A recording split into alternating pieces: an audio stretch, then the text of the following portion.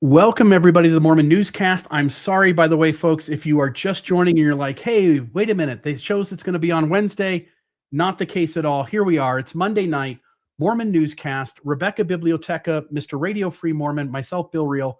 Glad to see all of you out there. It is Monday, the 10th of August. And to the two of you, how are the both of you doing? I'm great, thank you. Excellent. Rebecca? I am sneezing and my eyes are watering. I was gone for the weekend. I left my dog door open to accommodate my dogs. A magpie walked into my house, walked into my studio. When I came home and walked in, but feathers are everywhere. So if I'm sneezing and rubbing my eyes, I know you can't make this stuff up. Wow. Was it Heckle or Jekyll? No, I'm not kidding. I wish I had security footage of it just hopping into the dog door, walking around, checking it out. It sat on my ring light and, bent it. It's upon the crazy. bust of Palace, just above your chamber door. That's it. So I'm still finding feathers, finding all kinds of stuff I won't go into. But to answer your question, Bill, other than that, I'm fantastic. I see you both. Good to hear. I see you both did go into the YouTube channels and did put, we'll be right there. So appreciate that very much. I'll just say here, okay, I don't know what's going on. She did, but I'll take credit for it. Perfect. Let me put this up. This is our thumbnail tonight. This is obviously going to be our main story. The Electronic Frontier Foundation, as well as the ACLU, submitted amicus briefs in the LDS Church versus Mormon Stories legal case that's going on. We'll go into that in just a moment, but we do have some sad news that we need to at least mention. First, just to honor the life of Carol Lynn Pearson, born September 27th, 1939, died July 29th, 2026. I think we were all sort of caught off guard when we heard that this had happened. I've had the chance to sit down with Carol Lynn Pearson and have an interview at least on one occasion, maybe two. I know you two are both familiar with her as well. There's a lot of talk in Mormonism of Eliza R. Snow being the Mormon poetess in early Mormon history. But I think Carol Lynn Pearson gave her a run for her money and did a lot of work, both in helping the church to confront the LGBT issue because of her being, her husband and her being married to him, obviously, and dealing with his coming out as gay and being with him all the way to the end of his life in ways that were full of compassion and kindness extended to him. And then also she spent really her life's energy trying to connect Mormons through poetry to their faith and to wrestling with other issues at large and to think about the ways that people feel outside of themselves. And so I wanted to pause for just a moment and get your thoughts on the passing of Carol Lynn Pearson. Rebecca. Oh, I get to go first. There you go. Well, I will say that she had a huge impact on me when I was a tween and, a young teenager. My Turn on Earth, she wrote that along with Lex. And so how many times did I listen to that? How many times did I play that sheet music? How many of those songs are still in my brain? I could sing probably the entire score. I bet a lot of you are like that. That was Mormonism in the musical form. And so she was sort of celebrated in my household growing up for that and other songs and things and poetry. But then it was interesting because when everything happened with her husband and when she took her husband in and nursed him to the end, and when she wrote about that, my parents, she was not popular in my home anymore. They sort of frowned on that. They didn't want anything about that, to be known in my house. So I kind of lost track of her until I went to college, and then discovered what an incredible poetess she is. And of course, The Ghost of Eternal Polygamy, the book that especially for women is very pivotal for a lot of us. So yeah, she's amazing. I never had the chance to interview her, but I certainly watched her on a lot of all the rest of your podcasts. And it's very sad. We'll miss her. Yes, I count myself lucky to have been able to know her, though somewhat, at a distance, but I was able to speak to her, have her on the show a few times on panels and interview her as well. An absolutely lovely human being. And I am in the process right now of figuring out that this Friday on Mormonism After Dark, I think I'm going to devote that show, though it's usually not devoted to any particular thing, but to reminiscences of Carol Lynn Pearson and what it is that she meant to you, because I know she meant a lot to so many people, and I'll share a brief story at that time.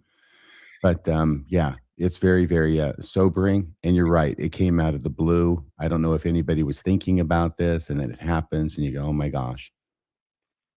Yeah, her husband at the time, Gerald, in the book that she wrote, Goodbye, I Love You, and she's wrote numerous books, and you point out, Rebecca, other forms of art as well, and she really is, an elite artist among Mormonism.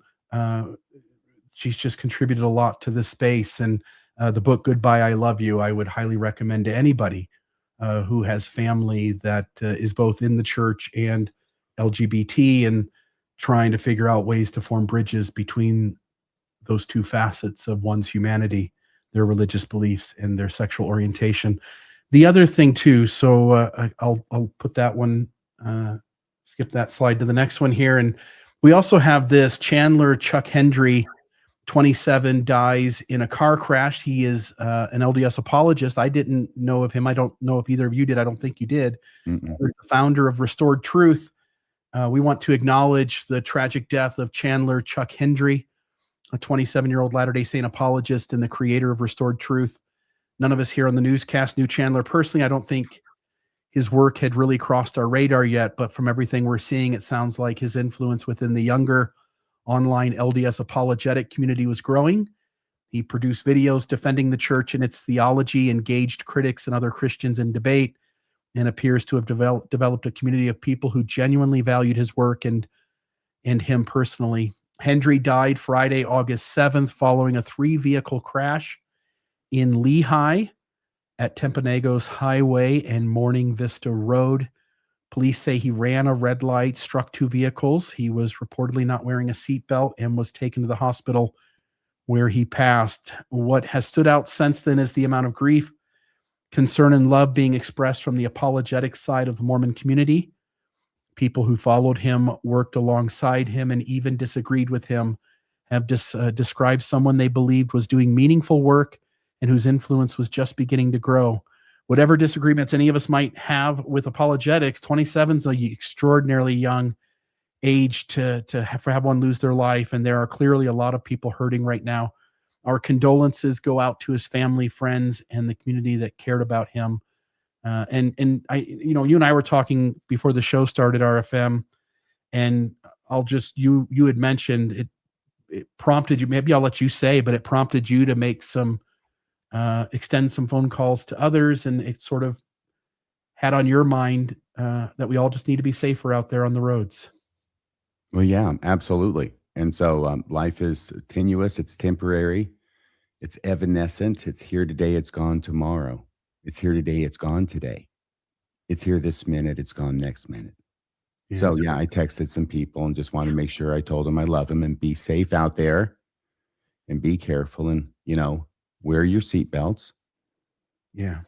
pay attention to what's going on around you. That's not always, things can happen anyway, but at least you can try and minimize it. Yeah. Yeah, I did the same thing actually. And I do have immediate family members who follow him and are of that age. And so I texted them right away to say, I was sorry if it's a person that you follow and cared about. And also wear your gosh darn seatbelt all the time. A lot of these accidents are very survivable if you're wearing your seatbelt. And it's interesting. I mean, I've been thinking about this a lot today because where the accident happened, that when I lived in Utah County, that was my commute to work. I drove that every morning for 7 years. I know that road, Timpanogos Highway, it's very fast. There's lots of people commuting. Everybody's back and forth. This accident happened early in the morning. There's also a lot of new cross streets as infrastructure builds up. It's right by the location of the new Lehigh Temple. And so I know there's just a lot. And if you're not paying absolute attention with all the commuters and all the new things and the construction, anything can happen at any minute. So I've been feeling really bad about this because he's a kid the age of my kids. And so please, everybody, wear your seatbelt. It can make a huge difference. It really can. The other vehicles that were struck, there were no injuries. And I did read somewhere there were seatbelts there in that case. So please, everybody. Yeah. The only other thing I'll just note with that is if I'm not mistaken, Utah is known as being like the second worst state for drivers, the quality of driving by drivers in Utah. And so if again, half our audience, I think, is sort of living in the state of Utah, and it would be just that much more important to just pay close attention and to be safe out there. So there's that. I'll move on from those two tragedies. Our top news stories tonight, we're going to go into the amicus brief filed in the Mormon Stories trademark case. Radio Free Mormon has that. Then Rebecca has a couple of stories on LDS disaffection, and I think they're really well done. There's a lot of data there, and Rebecca will give us a synopsis of those. And then after that, I'll share a third story about LDS defection, which seems to me to be the Deseret News and an opinion writer in that newspaper. They're taking, I think, a chance to push back against some of the data that Rebecca will share. From there, we've got a former bishop charged with soliciting commercial sexual activity. We've got some, and I don't know what this is, but graphs about religion weighs in on Mormonism. So I'm interested to see what that is. I saw that up there. Arizona Supreme Court dismisses child sex abuse. That might be is that the same one as the one above RFM? I don't think so. Okay. No, it's a different case. Gotcha. But they're both my stories. Yeah. Okay. So we've got more child sex abuse and sexual abuse stuff going on. So then we've got an LDS leader in Russia who is detained, and there's a lot going on with that story. LDS beauty queen stripped of title. Rebecca has that. And then I'll finish this off with, I think, an important story on new LDS Sunday school changes. And so with that, Mr. Radio Free Mormon, by the way, one more thing I did want to mention. There is a GoFundMe for Chandler Chuck Hendry. They're trying to raise $80,000. I don't know what that's going towards, but it looks like it's perhaps, I'm thinking maybe his wife, Anna Lynn, and of course their family, I assume at least in part to take care of the end-of-life cost for funeral and stuff. But they've raised $51,901. And so if anybody out there feels touched by that story and feels so inclined, you can go find the GoFundMe. Simply look up support for Anna Lynn and Chandler's family. So that's there. With that, Mr. Radio Free Mormon, take us into these amicus briefs. So the only reason I know amicus brief from the not Prop 8, but the family proclamation, proclamation to the world, and all that went into amicus briefs being filed on the church's part to sort of set the stage for that. And so when this came up, I know what an amicus brief is now. Would it be terrible for me to give you a pop quiz and ask you to explain to the class what an amicus or amicus brief is? I'd be happy to. So and correct me where I'm wrong, but thank you for putting me on the spot. But in a legal action being taken place, lawsuit, where there is an argument about some issue that affects other entities, those entities have a right in certain situations to file an amicus or amicus brief and be able to tell the court system, like, hey, I know these two parties are battling out over this issue, but this affects all of us too. And you get to say why you should have some say in how the case goes, because the decision will affect you as well. Hey, I think that's great. Bravo. Bravo. How do you pronounce it, though? Your Juris Doctorate. What? How do you pronounce it? That's what I want for my pop quiz, because I've heard it both ways, and I want to sound like I know what I'm talking about when I mention it. Do you know how I say defendant, and it's really annoying instead of just defendant? I got that from an affectation from a law professor, okay? So they will say anything, any which way. It's not like, oh, there's one way that everybody says it. But there should be a way. I mean, the emphasis is on the wrong syllable. It's either amicus or amicus. That may be true. And you could maybe look it up while I'm doing the story. But I'm going to do it right now. If you find out, please let us know. Okay. So the two entities who are petitioning the court to file amicus briefs, I'll just say amicus, tomato, tomato, really, are the ACLU, who probably need little by way of introduction. That's the American Civil Liberties Union, and the EFF. And that one is the Electric Frontier Foundation. Now, I think they should call themselves the Electronic Frontier Foundation Union. So then they could be the ACLU and the FU. File amicus briefs in support of Mormon Stories podcast and free speech. I mean, what were they thinking? It's right there. They had it. This is from August 8th, 2026. So this is very recent. And this is what was put up on the Mormon Stories website about these two filings. So they're requesting the court at the same time as filing this. It's basically a proposed filing, but they're asking the court to allow them to file this as amicus with the court. And I think the court probably will. You know, I don't think it's outlandish for the ACLU or the Electronic Frontier Foundation to want to weigh in on this, or for the court to grant it for them. So I expect these will be granted and these will be considered by the court. And both of these, of course, are filing on behalf of the side that Chandler Lynn and Mormon Stories are on, and the side that the Church of Jesus Christ of Latter-day Saints is not on. So they have filed separate amicus curiae briefs on August 7th, 2026, U.S. District Court for Utah. Both urge the court to dismiss the trademark and copyright lawsuit brought by Intellectual Reserve, Inc. and the Mormon Church against the Open Stories Foundation and podcaster John P. DeLynn. The two organizations arrive at their conclusions from different doctrinal directions. EFF from the First Amendment test set out in Rogers versus Grimaldi, and the ACLU of Utah from trademark fair use. Both land in the same place. No institution, however rich or powerful, and I'm looking at you, Mormon Church, should be allowed to weaponize trademark law to determine who is permitted to use the word Mormon. Both briefs support defendants' pending motion to dismiss. Both ask the court to dismiss with prejudice. Now, the next part is highlighted and titled, Trademark Law Does Not Override the Public Right to Mention, Criticize, or Discuss. Do either of you have any comments on this part so far?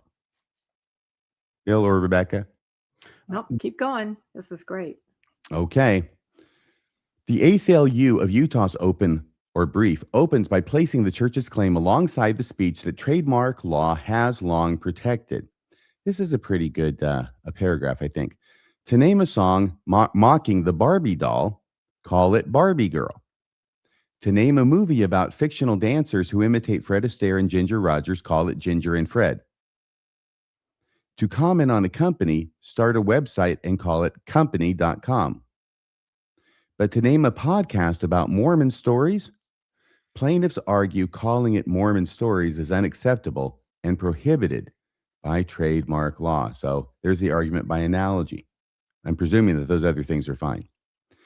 It goes on. Congress, courts, and the United States Constitution have all recognized that this kind of chokehold on language is an inappropriate weaponization of intellectual property law beyond its intended purpose. The brief continues. Trademark law does not override the public right to mention, criticize, or discuss. So in other words, trademark law being used as a club to beat to death free speech rights. The brief's central legal point is that the word never functioned as a brand in the first place. Mormon never functioned as a brand. The word Mormon is not a source identifier, it argues. It is a term that describes an entire ethno-religious culture, tradition, and people, many of whom are not members of the Church of Jesus Christ of Latter-day Saints. To make that case, the ACLU of Utah walks through the scholarly record. Any comments or questions from either of you on this part so far? No, this all makes sense. Yeah. Okay, that's good. So this is what they go through. The Journal of Mormon History. Now notice the word Mormon in Mormon history, right? Which is interpreted to encompass all traditions that trace their origins to Joseph Smith Jr. All traditions. Encyclopedia Britannica, which distinguishes the LDS Church from other Mormon churches, quote unquote, other Mormon churches. The 1844 succession crisis and the denominations it produced. The FLDS, Fundamentalist LDS, and Apostolic United Brethren, the polygamous offshoots, whose leaders affirmed that they call themselves fundamentalist Mormons. And this is a nice touch because they get to cite to a U.S. Supreme Court case. The U.S. Supreme Court, which in 1946 described FLDS petitioners as, quote, members of a Mormon sect known as fundamentalists. So they actually get to quote to a U.S. Supreme Court case for the definition they're proposing, comparing them to other Mormons. Turning to the podcast itself, the brief concludes that the title does what titles do: describe the work. It cites Mormon Stories podcast episodes on Alyssa Wall and Warren Jeffs and on a Mormon bishop's resignation as examples of content wherein Mormon is simply the most accurate word for the respective topics. And it borrows the Fourth Circuit's reasoning in Radiance Foundation versus NAACP. I think it's going to be next. Quote, it is not immediately apparent. This is a great line. It is not immediately apparent how someone would confuse a podcast, which is strongly critical of an organization, with the organization itself.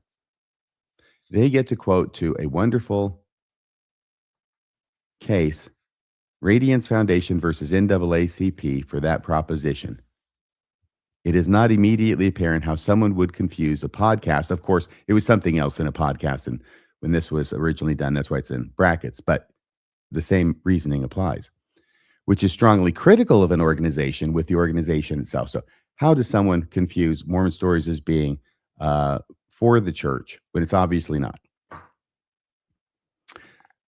EFF. Oh, this is their lawsuit. The cost of the lawsuit is, this is a very important point, because what they're arguing is this needs to end now. This lawsuit needs to end now, which means this motion to dismiss needs to be granted, Judge, because to allow it to go on is to allow exactly what the church is trying to do with this lawsuit, which is to penalize and hopefully try and put John DeLynn and Mormon Stories out of business by ratcheting up the legal fees. So this is what they argue, and it's a good point. The EFF, an organization which has worked for more than 30 years on digital civil liberties and counts more than 30,000 members, argues that the Rogers test, that was that First Amendment test, the Rogers test exists precisely so that speakers without resources are not litigated into silence. Quote, individuals who use trademarks to critique their owners are regularly subject to legal threats they cannot afford to litigate. And that's even if they're using the trademarks, right? The brief puts numbers to this claim, citing the American Intellectual Property Law Association's 2025 economic survey. It notes that the median cost of litigating a trademark claim through trial and appeal runs between $250,000 to $1,100,000 per party, and between $100,000 and $375,000 to get merely through discovery and motion practice. Quoting the leading trade, and that's basically up to trial. Quoting the leading trademark treatise, faced with hugely expensive and lengthy litigation over vague standards, the recipient of a cease and desist letter will most often capitulate. EFF also points to a survey of trademark and copyright practitioners in which, quote, attorneys admitted to asserting trademark claims they believed were weak through demand letters, because it works, and to being more likely to take enforcement action against small-scale actors who would be unlikely to have the resources to resist even a weak claim. I think the church was expecting DeLynn to back down on this one. That is why EFF argues the timing of dismissal matters as much as the outcome, all right? So after citing all this evidence about how expensive it is and why it is that attorneys for petitioners, at least some, have stated that they do this kind of thing. That is why EFF argues the timing of dismissal matters as much as the outcome, because even allowing this case to proceed to discovery would burden defendants, that's John DeLynn, would burden John DeLynn's expression and chill others from speaking about a powerful cultural institution.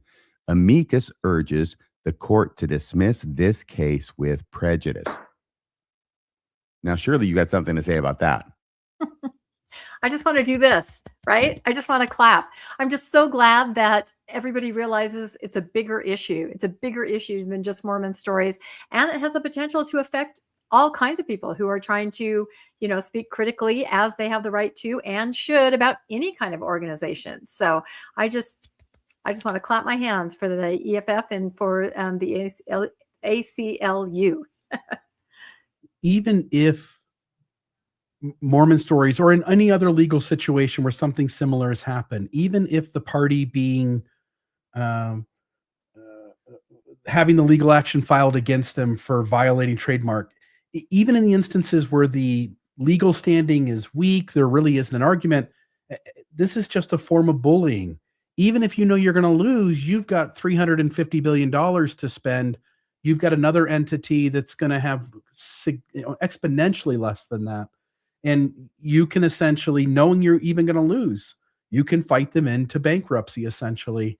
And so I think it's such a big deal, one, that the Electronic Frontier Foundation as well as the ACLU got involved.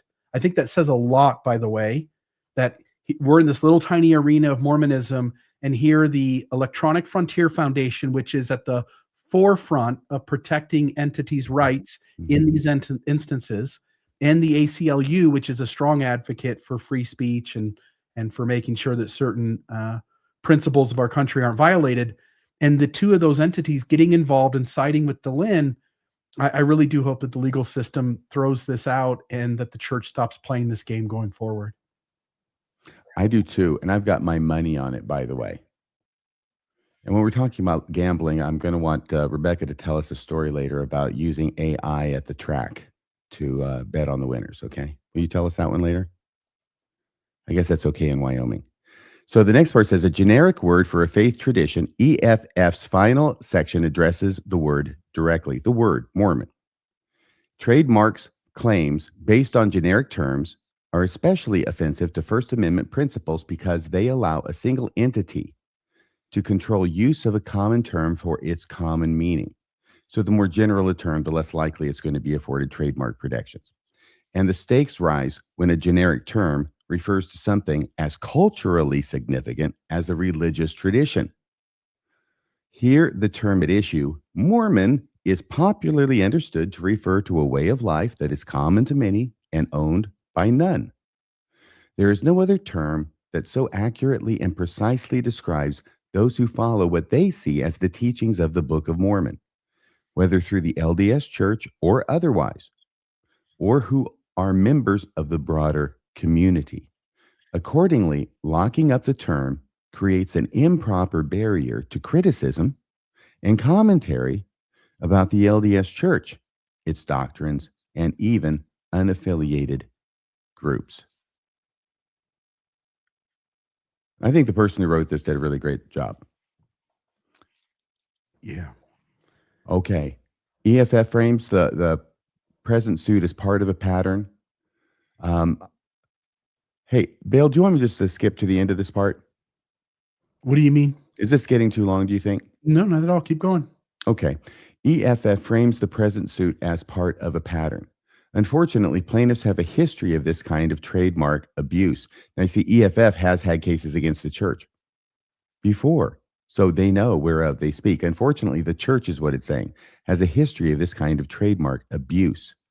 The brief cites the church's 2016 threat against the Mormon Mental Health Association, a professional group of clinicians, educators, and advocates who work with church members, and the 2014 trademark claim against the dating site. Remember that one?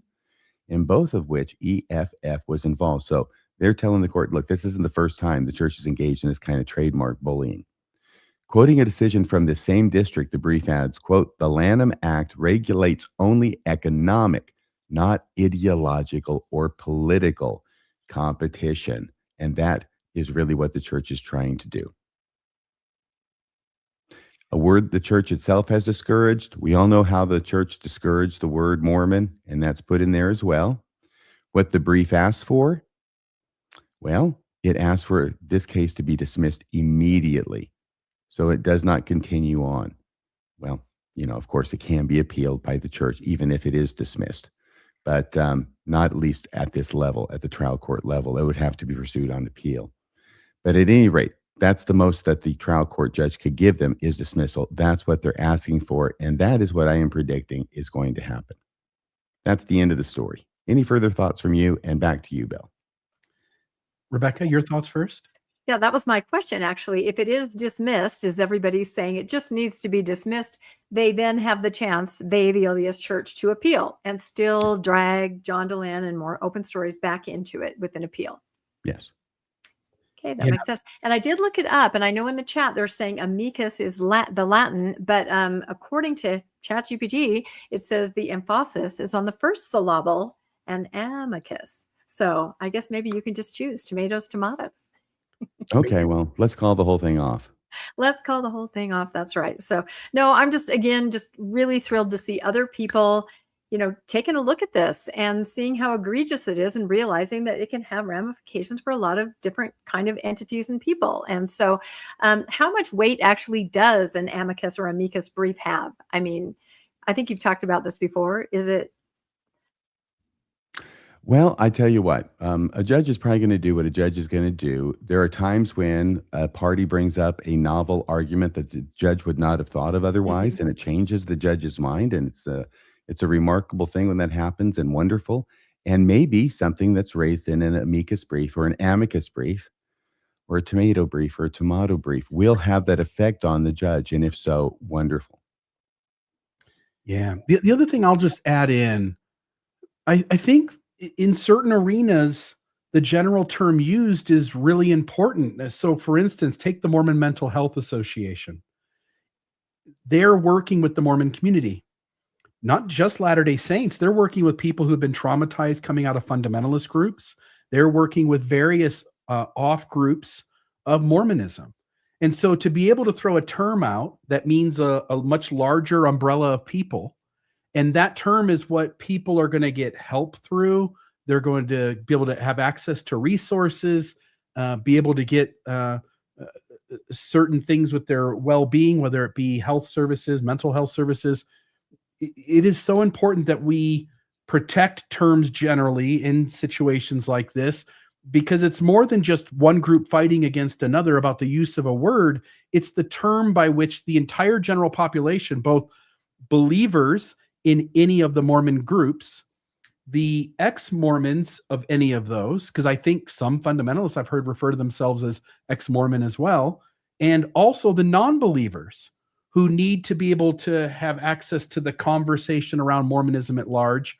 And so, for instance, when we recently had discussions about are Mormons Christian, that some of that was coming up again in the news. I don't think they just mean the Latter-day Saints. They mean any tradition flowing out of Joseph Smith and the Book of Mormon. And hence all of the general public is trying to reach the arena of Mormonism in discussion and providing services for more than just the Church of Jesus Christ of Latter-day Saints. And so to me, it seems so cut and dry that this isn't just a church, LDS Church owned term. This is the term by which the entire world interacts with the Joseph Smith Book of Mormon tradition. And it is interesting, and I hope that the judge sees it this way. I haven't seen anybody put it quite this punchily yet, although these amicus or amicus curiae briefs, these friend of the court briefs, okay, I'll translate it, do have a lot of punch to them. I like them. But the thing I'm thinking is, really, I think the way this could be framed, the church is making a religious power play in this argument. And what it's saying is, we are the one and only true Mormon church, and we are the only ones who get to use that name, and no other restorationist church gets to. And that's really what they're asking the judge to do, in addition to get John Dehlin.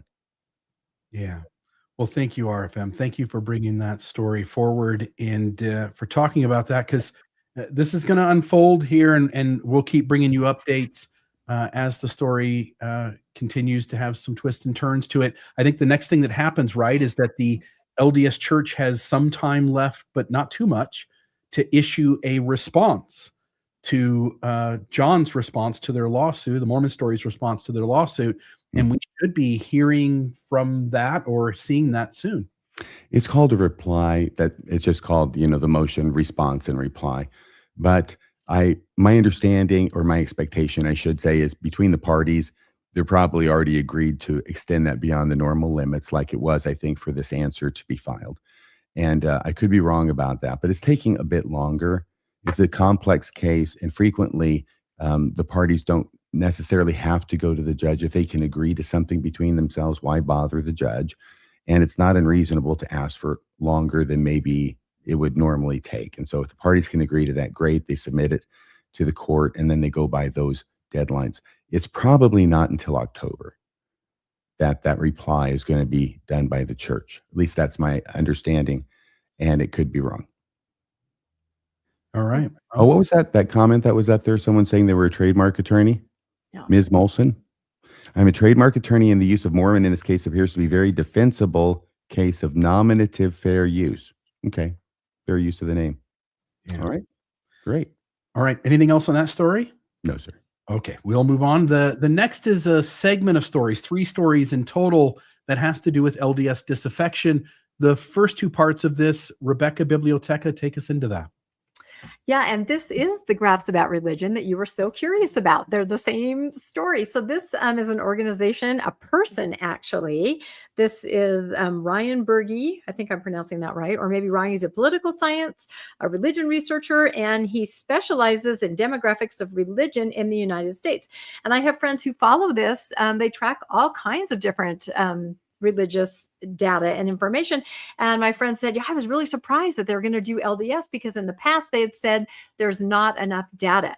But as we all know, because we've covered it extensively on the newscast in the last year, maybe 2 years, there has been a lot of data coming out. There have been a lot of surveys, a lot of graphs that we've shown here to talk about what the heck is going on within the Brighamite LDS Church. I will say Brighamite because referring to our last story, there are many other, versions of Mormonism that call themselves Mormon and are not what we're talking about here tonight. So I am not going to go into all the graphs. We've gone into a lot of them before. I'm kind of paint a little bit of a broad stroke view of what they're saying here on graphs about religion. But if you haven't ever discovered this platform, go and look. It is absolutely fascinating. And they have some things to say about what they're noticing in Mormonism and the big studies that have come out recently. So let me go to the next slide here. Here we go. The LDS Church has a retention problem.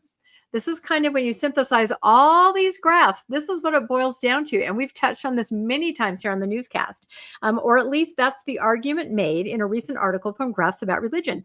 Rather than focusing on how many people are joining the church, now who does that, right? Who focuses on the joining? The church itself does, right? Look at all our missionaries, look at all our baptisms in Africa. They focus on who's joining. But according to Graphs About Religion, this is not the secret sauce. They say, rather than focusing on how many people are joining the church, the article asks a different question. How many people who were raised Latter-day Saints are actually staying? And according to the author, that's where the real challenge lies. And I think we have touched on this before, that it really is retention. That is what we're seeing. Those are the numbers that we're crunching. Any comments very quickly on retention, either of you, before we move forward? No, not here. I just think it's interesting that lots of people from lots of different directions are noticing this. Here again is this outside source. You have so many inside sources. Widow's Mite, for instance, Jana Reese, which you'll go into in a minute. There's so many inside sources, so many outside sources. There's only one source who's saying there's not a problem here. And maybe even that gives some leeway later tonight. So anyway. Yeah, it's getting harder and harder to overlook it. And so then you just start spinning it. And that's what you're going to talk about, Bill. That's going to be a great segment. So let's see. Let me go forward. Here we go. The article looks at several large national surveys that we've covered all of these over the last year and a half that asked Americans how they currently identify religiously. Instead of relying on official church membership records, these surveys measure whether people still consider themselves Latter-day Saints as adults. And while the exact numbers vary from survey to survey, the overall trend is remarkably consistent. So according to Graphs About Religion, older generations who were raised in the church tended to remain Latter-day Saints at much higher rates, often around 70 to 80%. So those of us that are older and stepped away, we're kind of bucking the system because usually people that are raised in it decade after decade, they're staying in. And I can certainly understand that. However, among younger generations, especially millennials and Gen Z, retention appears to have dropped substantially. Depending on the survey, and again, we're talking about several big ones that have come out in the last little while, only about 40 to 55% of those raised LDS still identify that way as an adult. And this is huge because the point is, it doesn't matter how many converts you get. That really doesn't matter. You're going to have retention problems there too. And we've heard those numbers and they're not great. But even people that were raised in it and get to be in their, late 20s, 30s, we're talking 40 to 55% may be stepping away. And that, that is a crumbling empire right there. That's not sustainable. So the article argues that this isn't simply a matter of a few converts. Instead, it suggests the church's biggest demographic challenge is keeping the people that you already have. And I don't really see them addressing that very much. In fact, some of the other things we're going to cover tonight are things where they're making it more and more miserable to attend church. They're taking away things like community, things that do keep retention numbers up, and making it maybe all that easier to walk away. The author also points out an important distinction between church membership records and survey results. The church reports the number of people in its membership rolls, but national surveys ask people directly how they identify today. And those are two very different measurements. And survey totals for self-identified Latter-day Saints are much, much lower than official membership figures. We know that. Another key point is that it isn't based on just one survey. The author compares multiple independent studies conducted over several years. And while the percentages are different, they all point to the same direction. Retention among the younger generation has completely declined. Of course, it's important to recognize that not everybody interprets these numbers the same way. And Bill's going to touch on this too. Researchers at BYU have argued that although retention has declined, active Latter-day Saints still have some of the highest levels of religious participation among major faith groups in the United States. So we may not have as many, but gosh darn it, those that are staying, they're locked in, right? They're completely faithful. I don't know how else to read that. What? Compared to those apostate churches, we're going gangbusters. That's right. We are ready. We're doing it. They also note how you define retention can significantly affect the conclusions you reach. And it's true. As with any data, there's going to be different ways to spin it. So the debate isn't really over whether some decline has occurred. It's more about how large the decline is and how it's measured and what it means for the future. The final statement here, one thing that both sides generally agree on is that retention matters. Long-term growth isn't just about baptizing new members. That's not going to work. If you look forward, that is not going to work. It's also about whether people raised in the faith continue to identify with it and participate through their lives. And I included this picture here because we've talked about this before. Every time you see a picture of a baptism in Africa, it is the youth. These are kids that are being baptized. And I really can't predict the retention rate here, but I really don't think it's going to be anything substantial that is going to slow those numbers of members who have been in forever dropping off. And we've seen those graphs where the people that have been in the church for so long are the ones leaving. It's not like I didn't know anything about it. I just left. You knew everything about it and you left. So that's the end of the segment on the graphs about religion. Bill and RFM, what are your thoughts on this? The idea of retention. No way that that's going to make up for, or no way that converts are going to make up for retention. Yeah. Like, again, you go back in time, 70, 80, 90% of people stayed. Yep. Today, 40 to 55%, as you told us. I can guarantee it's less than 40 to 55% with all of those kids from Africa. It's not that high. And the other thing I was thinking about is, when you think about why the problem is really a big deal, and you see Mormonism making tons of changes, we'll get into that at the end of tonight's newscast, talking about the new Sunday school curriculum. And I've watched all the training videos, and I'll share some of the thoughts that David Bednar and Patrick Huron share in that, among others. But when you have 40 to 55% of people who stay into adulthood in the LDS Church, some of them marry believers and some of them marry non-believers, right? So maybe the non-believers, the ones that marry non-believers, of the 40 to 55 who stay, end up not having an active family. They have children. Children are in a mixed faith marriage. They perhaps don't go. Even of the 40 to 55% who marry another believer, we already know, again, kids, the younger generation, at best, 40 to 55% stay. So even of the kids, some of them, more than half, perhaps, step away from the faith. It's compounded by the problem that Mormons don't have the number of kids that they used to. So Mormons in the United States, for instance, I don't know what they were averaging, 5.3 or something higher than 1.3 that the American couple's having today.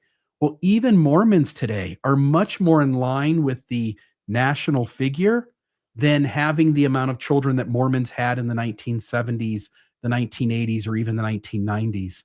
And so Mormonism, or the Church of Jesus Christ of Latter-day Saints in this instance, is dealing not only with people not staying at the same percentage that they used to, but there aren't even the same number of the next generation of children per household that there used to be. Now you take that problem out a couple of generations, and what you have is a severely declining church in terms of active, faithful members. And I'll say one last thing. We already know, again, based on Jeff Strong's data, that even of the 40 to 55% who stay, 1/3 of them are sitting in the pews, not buying into the one true church anyway. Yep. RFM, thoughts? Well, at least we know the answer to the parable in the New Testament about the shepherd who left the 99 and went in search of the one lamb or sheep. Remember that one? We hear about that a lot, but we never stop to think, what happened to those 99 sheep that he left behind?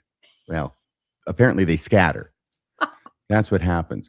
This reminds me, though, of the statistic that Jeff Strong teaches us, and I think needs to be repeated, if only that I can remember it because it's such a significant statistic, that in the past 25 years, 40% of the active membership of the church, in the past 25 years, 40% of the active membership of the church has left. Yeah. That's stunning. Yeah. And I think that's why we've seen so many articles pushing back on Jeff Strong's data, right? We've seen an awful lot of people trying to make the case for, don't pay any attention to that. So I did see a headline just as I was logging on. I need to look at it some more, saying that marriage rates at BYU are declining. That goes right along with what you were saying, Bill. Not getting married. If you do, maybe having one child, maybe two. And I see that anecdotally with young adults, my children's age.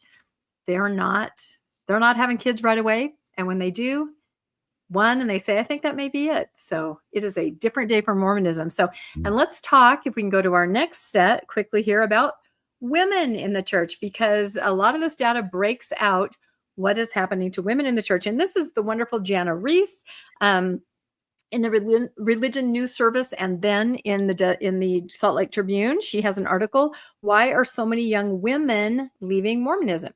And again, this is a national trend. Young women are leaving religion at higher rates than men for the first time. But she starts the article by saying this study from BYU calls attention to two clear trends in the church. First, Mormons are succeeding in a lot of ways. We pray more, we attend church more, we report being happier than most Americans. Okay, I have my opinion on that, why they pray more, attend church more.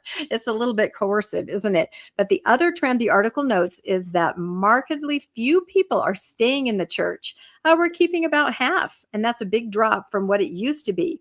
We kept about 8 in 10 childhood members back in the 80s. Not happening anymore. And what's the biggest bombshell? Jana says women are now more likely to leave than men, especially if they're younger.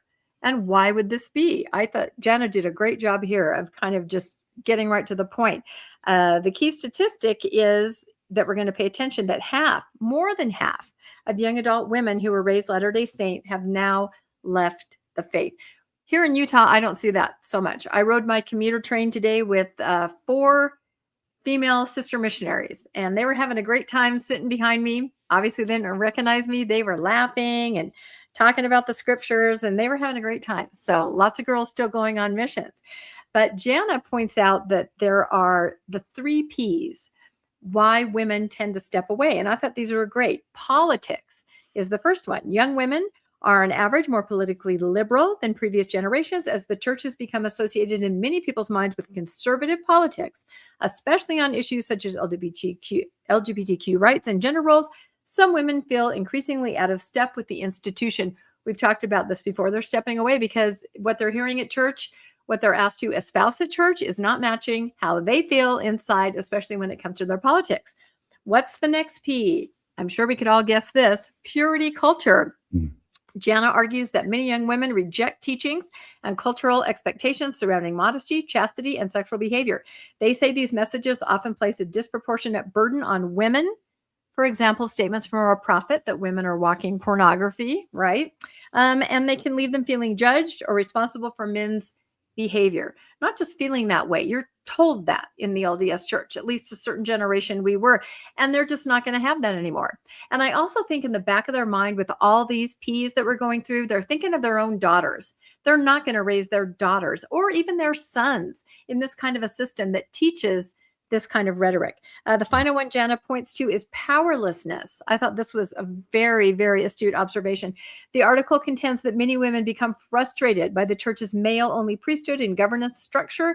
It argues that women have limited authority in decision-making, despite contributing heavily to congregational life, leading some to feel their voices carry less weight. And nowhere else in their lives, for the most part, are they powerless. They can be a CEO. They can be in charge of managing multiple men. It's only when they go to church and take their daughters to church that they have to recede and they're relegated, and they're just not going to do it anymore. Any thoughts on the 3 Ps before we finish up here? RFM? Yes, Jana Reese wrote this. Uh-huh. Is she not aware that the church is saying that young women are not leaving the church, that actually the church is growing faster than it's ever grown in its entire history? How does Jana Reese not know this? Yeah, I think she follows the data. I think she does know it. And as Bill's going to talk about in a minute here, there are ways that you can spin it so that even when people are leaving, they're not really leaving. Or what does leaving mean even? So there are ways to spin it. You got here the politics, the powerlessness. Oh, purity culture was the other one. It's again, there's been no other time in the church's history, far as I know, where active men have outnumbered active women. That to me seems like such a big deal. And I think, I don't have any data to back this up, but I think if you have an active man marrying a non-Mormon, again, if you have an offset, you have less active women in the church, or at least the women again are leaving in greater numbers, but they're, regardless of whether it's one way or the other, there is an offset. And if you have an offset of more faithful women than faithful men, I have a hunch that when that woman marries a non-member, she has more say about whether the kids get raised in the church or not. That the husband will more often defer to the wife to have control of the religious upbringing of the children. Well, we are entering a phase now where the faithful men are staying, and if not yet, certainly at some point outnumber the faithful women. If that happens, even if those men have got to marry somebody, the ones that don't have a faithful woman to marry, because there's more of them, they'll end up marrying somebody, and that'll be a non-believing woman, and she'll have the greater say about the religious upbringing of those children. So I think this is a problem the church doesn't want. It's always going to have an offset. There's always going to be either more men or more women. In the perfect world, the church would like that to be equal. But I have a hunch the church would much rather have more faithful women in the church than faithful men. And I don't think it likes where the data is heading. No, this is very different, isn't it? We've always had more women, right? That's why we had polygamy. We had all those widows, right? No, this is going to be really interesting to watch this unfold. And just a couple quick points, reasons for this: the 3 Ps, the women being aware and stepping away. The internet, access to information, gender equality everywhere else, and for the most part, school, out in the world, and not at church, and then educational and career opportunities. It's interesting. Yeah, those of you that are my age, you know how it was, right? I'm so happy to see younger women just, the world is their oyster. They can do what they want. There's no thought that, well, I better just pick a career that'll match, go along with me being a mother. That's not in their head. The world is their oyster. They can do what they want. And so final conclusion here, and I have a picture of a goddess, right? Feminine, divine. Rather than attributing the trend to a single issue, the author, Jana Reese, argues that it reflects the combined effects of political differences, dissatisfaction with purity culture, and frustration over women's lack of institutional authority. They suggest that the factors together help explain why young LDS women are increasingly disaffecting from the church. But not everyone thinks that, do they, Bill? Your next segment is going to tell us that maybe this information is not quite correct, or we're not looking at it right. Yeah. Yeah. By the way, I'll just say, any final thoughts from you, RFM, on the No, past story? Okay, I'll jump into it thanks, then. though.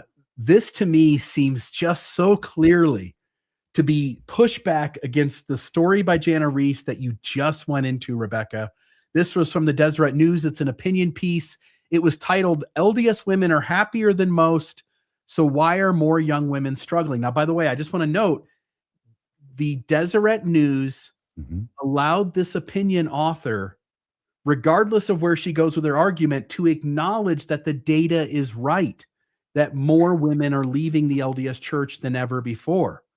That to me was interesting. The church, in the Right. midst of saying there's tons of growth everywhere, again, it's not that they're just claiming they're growing in Africa. They have been on the record claiming we are growing in every geographic area of the church. Yes. Well, they allowed this opinion piece in the Deseret News to acknowledge that the retention among millennial LDS women is declining. So here was a sort of a synopsis of that article. In a Deseret News opinion piece, BYU religion professor, so this isn't just a nobody Mm. writing into the newspaper. This is the voices that the church wants putting in an opinion piece. BYU religion professor Barbara Morgan Gardner addresses an interesting observation in recent research. Again, going back to what Jana just told us with that you shared, Rebecca, namely that Latter-day Saint women report unusually high levels of happiness, peace, and well-being. Yet, retention among millennial LDS women is declining. You know why that is? Why is that, RFM? Because they're lying Right, which about is, being happy, obviously. it's what all of us Mormons did when the system told us to do it. We go to our neighbors and present our happy family. We go into church and we smile and don't say anything about our problems at home. Uh, we all in Mormonism know the game of pretending and wearing a mask. And so I think you nailed it. I think that's 100% true. Now, one may wonder, when they're no longer being retained by the church, if they're even happier. I'd like to see that study. I would say that this study actually stands for the proposition that Mormons, or at least young women here, probably more than just young women, will actually lie and misreport the levels of happiness much higher than they actually are. How could you be both happier, having more peace and more well-being, and walking right out the back door and exiting the church? Yes. Mhm. So I'm so Gardner, happy I have to leave. That's what it is. I'm just so happy. I have to just go. yes.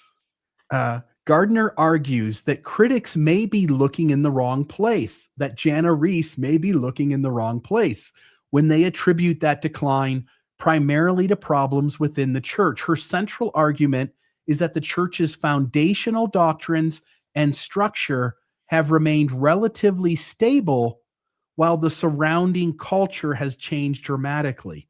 Now, she wants it to be like, hey, the church isn't changed, the world's changed, and women somehow are being manipulated by the world to leave. Now, what I would say is that you can look at it that way if you want to, but there's the complete other side of the coin to look at, which is the church may have remained in large parts the same, but as the world changes, women are given safer spaces, more time to think and process what's going on inside of them, and to recognize that what the church asks of them is not in line with their well-being, their happiness, or their peace.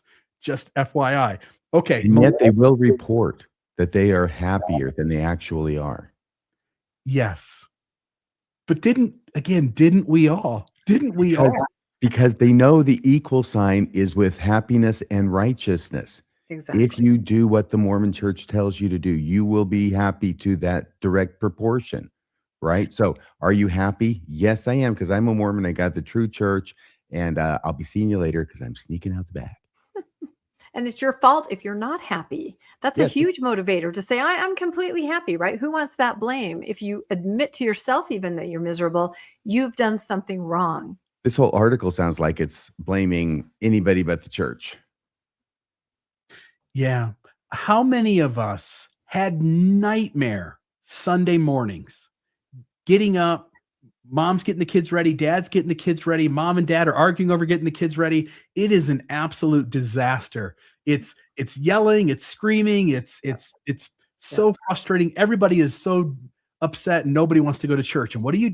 You walk through the door, mom and dad say, put a smile on your face, pretend like nothing happened at home. We're all going to just pretend like we are the happiest people here. And they do, because the rest of us are sitting in the pews and going, everybody looks happy. Everybody looks good. And then 2 weeks later, Sister Jones and Brother Jones file for divorce. And you're like, I didn't see that coming. All I ever saw was a happy family. In Mormonism, you never get to see what's going on in the personal lives of people. And they have been taught from the time they were a child to put the smile on their face.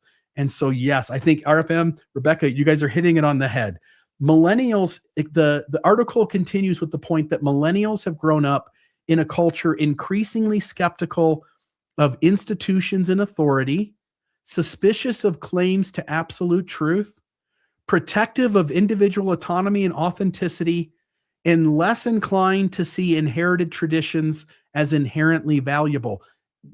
By the way, to the author of this piece, they're not inherently valuable if it's abusive authority that's being asked to be trusted, if it has claims of absolute truth where there are tons of contradictions to such, where it's not protective of individual autonomy and authenticity.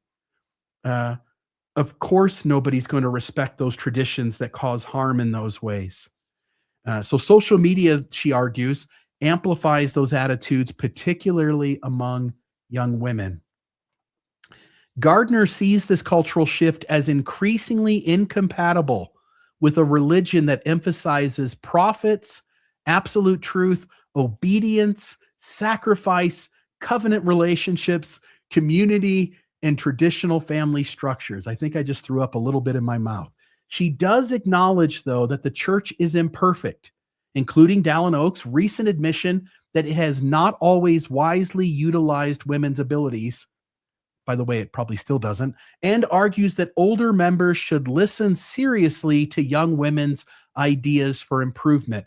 Right. Elder Ballard said, talk, but don't talk too much, and please put a little lipstick on.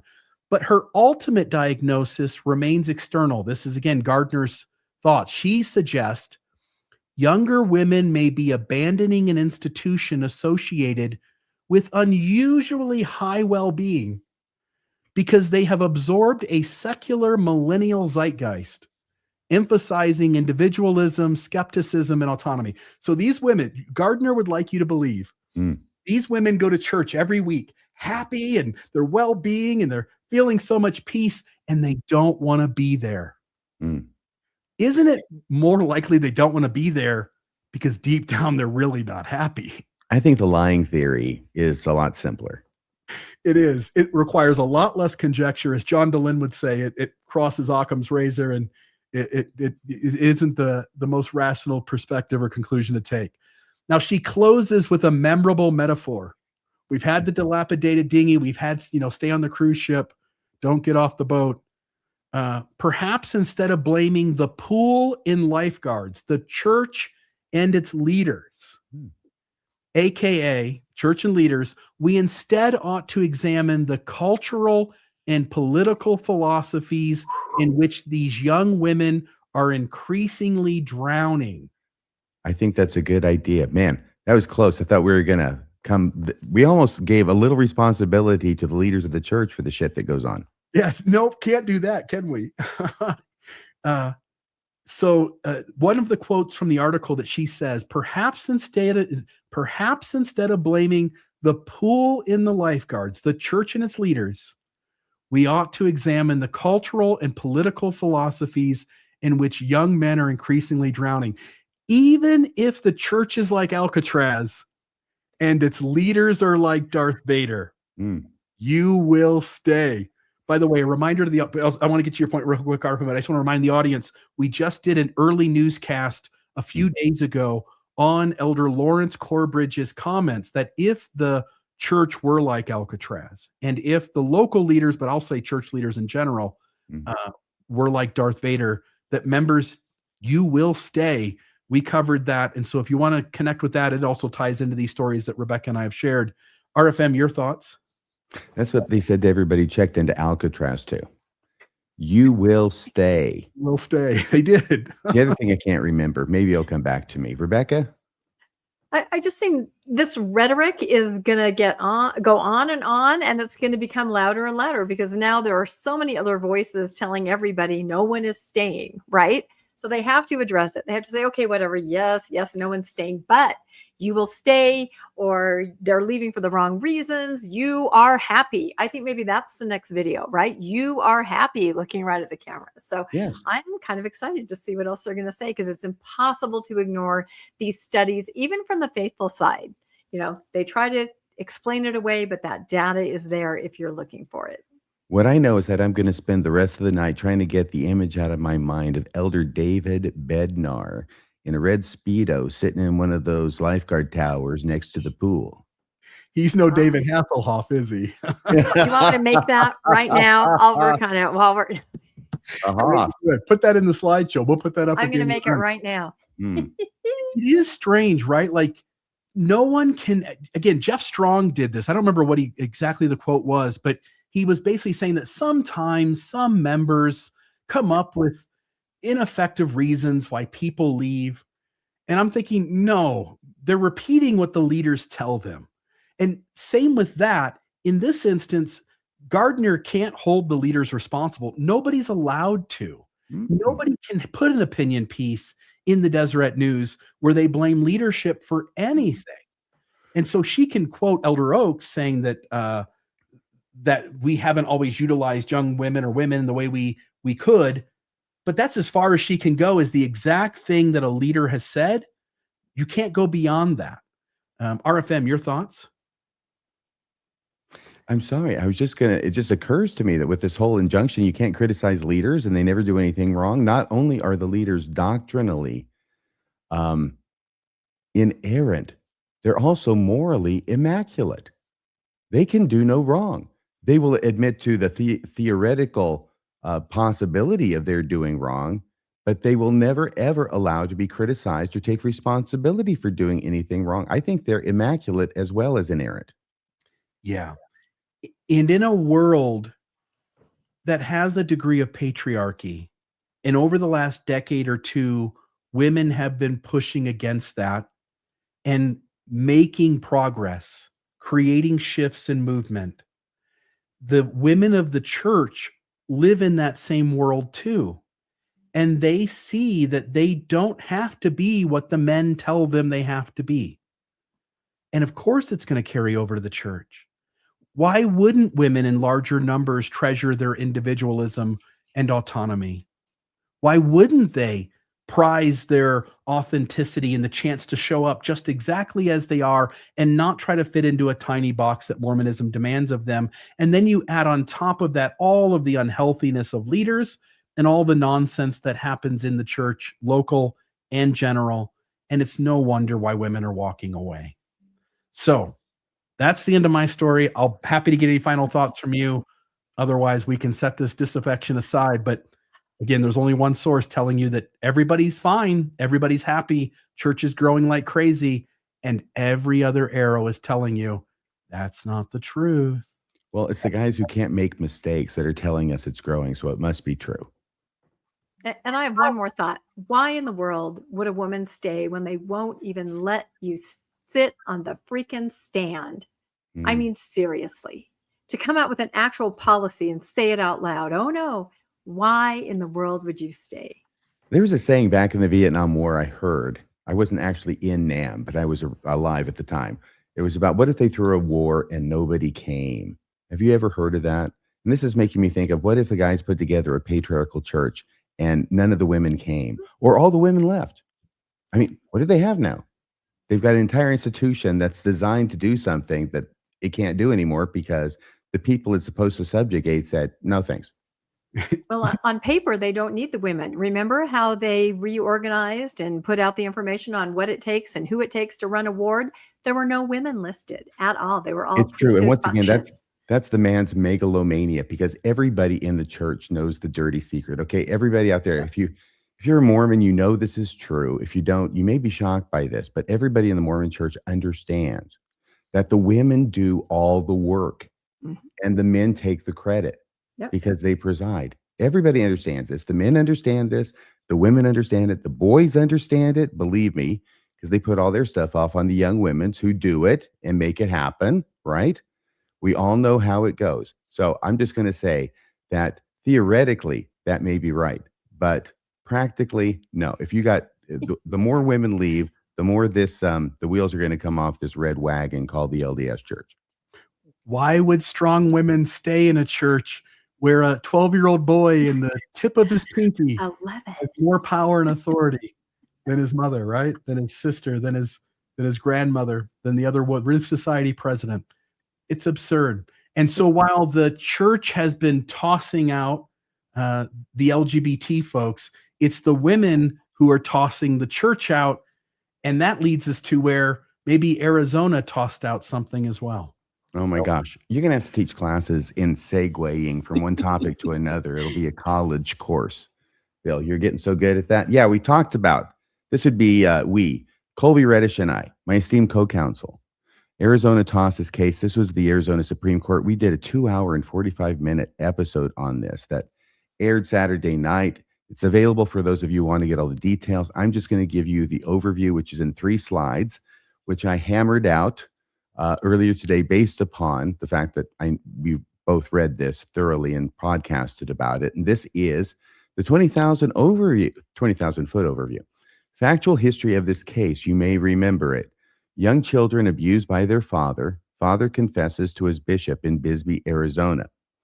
Bishop calls church hotline. By the way, if I were briefing this case for law school, this is probably what it would look like, okay? The factual history.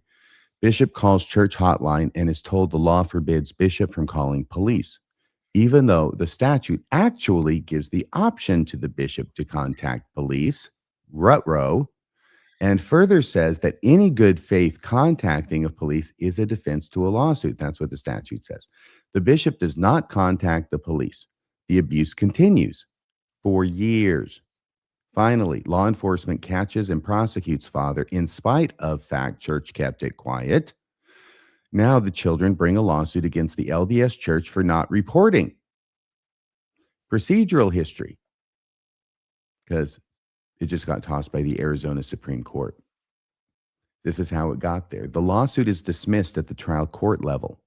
The trial court holds, 1, there is a mandatory reporting statute in Arizona. There is. 2, there is a clergy exemption for the reporting statute. There is. 3, the bishops are able to claim the clergy exemption that gives them the right to not report.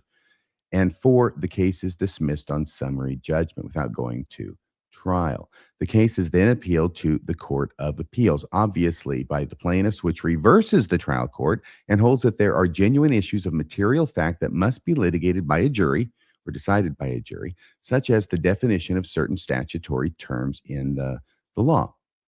The case is then appealed to the Arizona Supreme Court by the church, obviously, which reverses the Court of Appeals, holding that dismissal on summary judgment is proper. That's why it got tossed. Holdings, similar to the trial court's holdings, but this point is key. This is the last slide. There are several terms in the clergy exemption statute, that must be defined in such a way as to have it apply to the LDS bishops. Defined another way, the clergy exemption might not apply to the LDS bishops. The question is, who gets to define these terms?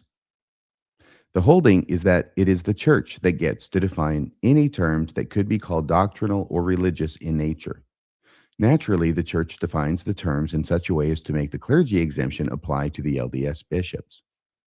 The court can't define the terms for the church, or that would be the government imposing itself on the church. Nor can the government argue with the church as to what those terms mean for the same reason. That's why the court says it cannot look behind the church's definitions. Therefore, the church gets to define the terms, even though that means giving the fox the keys to the hen house in this particular case. Discussion. I'll just say this reminds me a little bit of the steeple, completely different issue, but really it is the religion that gets to impose on the rest of society what their God has told them things need to be. And so when there's a conflict about the city saying the steeple can only be this high, and the Mormon church goes, well, God told us that he wants it to be 400 feet in the air, it really is up to this point, as the government has had to deal with this issue, and it's never really worked its way all the way to the Supreme Court specifically on that. But in these instances where it gets some pushback, there is this sort of recognition that religion gets to be the deciding factor of what the religion wants and whether that is appropriate for the religion to have. It gets to be the judge, jury, and executioner, essentially. Yeah, I agree. There's no power like the power of religion. I will say that. And in my opinion, it becomes more and more unchecked. And even a governmental system, a political system, I think they realize they can use the power of religion. They can move people, they can move the masses by harnessing that power. Nobody's going to take any steps otherwise. So I know it's a tightrope. It's a fine line. And I understand in theory what's happening here. But then just a regular person says, what do you mean? Somebody told somebody that something bad is happening to kids. Why wasn't that fixed? You know what I mean? But no, it's bigger than that. It's beyond that. And I think that's the frustration that everyone has. Mm-hmm. Yeah. Yeah. Well, so once again, if you want any more details on that, go ahead and listen to that podcast. We go into detail. Yeah. You and Colby, Arizona tosses Kate, the Mormon Legal Eagles. All right. So an episode of RFM. So go check that out. Our next one is about a Mormon beauty queen. And what went on here? This one got to be quite a bit of drama. Yeah, you know, it did. And I posted about this very early on when it was just starting. And I had this pushback. Oh, it must have been a slow day over at Mormonish. You know, this is nothing. And I'm like, oh, yeah, watch this blow up, which it did. So I'm always right. So the headline here is Miss North Carolina hits back after she was stripped of her title over racist posts as she claims her religious beliefs made her a target. This is why it's interesting to Mormonism. There she is, Brittany Boltonhouse, and she was crowned Miss North Carolina. Even though she's married, you can be married and I guess be in the pageant. And so she's Mrs. North Carolina, I guess, back in June and headed at the end of this month, supposedly to the Miss USA pageant. I don't know if you guys watch beauty pageants. I used to watch them when I was a kid, really liked them. But anyway, there she is. And it says, Brittany Boltonhouse, who was recently crowned Miss North Carolina 2026, has been stripped of her title after controversial old social media posts attributed to her resurfaced online. I have looked at these posts. I'm not including them here. They were from when she was 19, 20-ish. And as it says here, the posts reportedly dating from 2017 to 19 include repeated use of the N-word. Boltonhouse has responded by acknowledging mistakes in her past while arguing that they don't represent who she is today. Now, as I said, I've read the posts, and the N-word is used more in a, I don't know, how can I say it? Like calling out to somebody, like, hey there, you know, kind of a thing. Also, the F word used a lot. Also, a lot of transphobic, homophobic, other racial things in these posts. So the pageant is saying, no, we're not having any of that. She's saying something different. So there's also an interesting Mormon angle to this story. Boltonhouse is a Latter-day Saint who has publicly promoted her faith on social media. A lot of people, when I posted about it, asked me, how do you know she's LDS? Prove she's LDS. Well, I don't think you get much more proof than this. In 2024, she was also a featured speaker at the Book of Mormon Evidence Conference. I had to really look long and hard to find this, but there she is right in the middle on the bottom row wearing black. She is a speaker at the Book of Mormon Evidence Conference. Rebecca, I got to interrupt you just to say something. Yes. You are amazing. No, I'm just super nosy. And where is she? She's at the bottom row. Is that right in the middle? Yeah, right in the middle. Right in the middle on the black. bottom. Brittany Boltonhouse. Two from the left of Shane Baldwin. Yep. Got it. Yeah, there she is. So right in the middle. And she's going to talk on latter-day influencing. But now Boltonhouse says she believes her conservative political views, maybe her Latter-day Saint views, And her Mormon faith may have contributed to the decision to remove her as Miss North Carolina. She is So the victim here, damn it.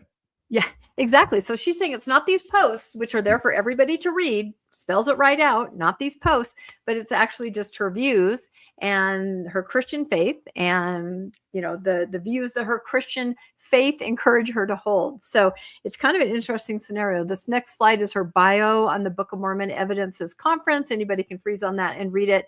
But yeah, she was very actively LDS. And she talks about being LDS. Mostly she talks about herself being a Christian woman. And that's kind of her defense here. Now, pageant officials strongly deny that it's based on her religious convictions and her being a Christian woman. They say that religion and politics had nothing to do with the decision and that Bolton House was removed after review of her past behavior and public content. Again, back to those social media posts. They're there in black and white. They don't lie. Bolton House has responded in explicitly religious terms, talking about forgiveness, personal growth, her Christian faith. She says she has grace and a lot of love for the pageant officials and that she forgives them. Kind of. We're going to talk about how she's going to get a lawyer. That's sure that will help breaking them today. sleep at night. Yeah. I know. Again, all right. So two different explanations being offered. The pageant officials say it's about standards of conduct and discriminatory language. Bolton House believes that her conservative views and Latter-day Saint identity may have played a role in getting her stripped of her title. Absolutely. That's what yeah. it was. That's what it was. And just today, as I was making sure there were no updates, and there was an update, dethroned Miss North Carolina USA Brittany Bolton House is fighting to get her crown back. Bolton House, who was stripped of her Miss North Carolina 2026 title last week, says she's launching a legal challenge against the pageant organization. So she has lawyered up. Her attorneys argue that the pageant officials never gave her a specific reason for the decision that she lost her crown and failed to provide her with basic fairness, transparency, and an opportunity to defend herself. So she's definitely going after the organization with her lawyers. Miss USA officials have said that the decision followed a review of conduct over an extended period of time and emphasized the organization does not tolerate racism, homophobia, or transphobia. And all of these were allegedly in her social media posts. You guys can look them up online and look for yourself. Bolton House, however, argues that she's being targeted again, conservative Christian. And she has characterized her removal as an example of cancel culture, and she rightfully earned the crown, and she wants it back. Right now, her runner-up, a Miss Mila Hadley, right there on the right of each of those graphics, has stepped into the role, and unless something changes, she will be competing in Miss USA on the 27th of August. So it's an interesting intersection here of Mormonism and beauty pageants and Christianity and old social media posts that resurface. Any thoughts from either of you? Well, it's an interesting case, only to me because it's going to intersect with whatever the bylaws are of the Miss USA pageant. Exactly. I do find it funny that her whole defense is that she won the pageant and then they got wind of the fact that she's actually a Christian, a conservative Christian. Yeah. So then they just found a reason to strip her of her title. Yeah, I don't think that's likely. What do you think? I'm sure you'll be covering it. I'm sure you'll be covering it for us. If there's more information about the actual legal case, that'll be interesting for you to go into if that happens. Well, they're going to have to put it on the fast track, obviously. Right. Yeah. I look at this and in my head, I'm going like, you have to have spent some time in front of the public doing something scholarly. Again, I didn't go to college to be a historian. I'm definitely not a professional academic. But I think I've done enough work that if I stand at a podium and talk about Mormonism, not from the believing standpoint, but certainly as from outsiders, they would see credibility there. I don't know what makes her qualified to be someone who stands at a pulpit and basically just gives her layman's exploration of Book of Mormon archaeology. It's crazy. And I'll say this too. Oh, go ahead, please. It's mostly the fact she looks like Wonder Woman. Yes. There is that. But then you just need to come clean about why you have certain people up at the podium talking, because again, I maybe she knows a lot, but no one would know that she knows a lot. she's not displayed it for anyone. Well, I think Shane Baldwin makes her look like a bloody genius. That may be true. And then the other thing I've noticed, again, I'll just go off topic here. Kwaku this is an old picture of him because he looks like a Mormon in that picture. He's wearing a collared shirt. He's got a jacket on. She's under Kwaku. The modern day Kwaku, they didn't use this picture. I don't know. I don't know. Float down here, Kwaku. Beep, Richie. I'm always shocked every time I see that. Like it's a jump scare. I just don't expect it. Nobody wants to play with a clown. Anyway, I think maybe there's a lack of real, credible evidence presenters at the Firm Foundation. You guys are digging kind of through the muck and trying to find, dust some people off. And did you see they even have Pinecker there? They did. Yeah. Now, I believe she was speaking as an influencer and how to, utilize social media to get the message out. So I think that was more of her role at that conference. But just for a lot of people that said, how do you know she's LDS? Well, she's using it like a sword right now. And also we have this evidence from the Book of Mormon symposium, which was only 2 years ago. So yeah, I was reading the bio. Like the kids from band camp. Yeah, well, I was reading the bio. It says that, for her passion for reading the scriptures, as well as the history and archaeological findings of the Book of Mormon is immense. So Emphasis on passion. I don't think those words mean what she thinks they do. And immense. All right. Enough of that. Wonder Woman. Okay. Next story. Yeah. Thank you very much. RFM, I think you've got this one right. Former deputy prosecutor charged with solicitation in Idaho. Yeah. Doesn't sound good. No, it's not a good charge. Afton attorney, former deputy prosecutor. I know you already said this. Charged with solicitation in Idaho. This is a guy who's an attorney and a Mormon, apparently. I'll go ahead and I'll move this forward. He shows up over there on Floodlit. John Dennis Bowers. This was emailed to me as well as to you, Rebecca. I think maybe by the same person separately. And thank you. John Bowers, born in 1960. It's a great year. Was a Mormon church member in Afton, Wyoming, and former bishop of the Smoot Ward in the Afton, Wyoming stake. Called as bishop November 2017, released December 2024. So that's a year and a half ago. Yeah, but it was 19. He was called in 19 and released in. Oh, that makes sense. That would be a 5-year. Yeah, period. exactly. Yeah. Thank you. An Afton lawyer and former Lincoln Deputy County prosecutor and finalist in a judgeship was charged with soliciting commercial sexual activity July 26, 2026, pretrial conference scheduled September 9, 2026. So the soliciting commercial sexual activity is basically patronizing a prostitute before we stop calling them prostitutes anymore and started using different kind of language to describe the charges. It looks like they're doing that over in that state as well.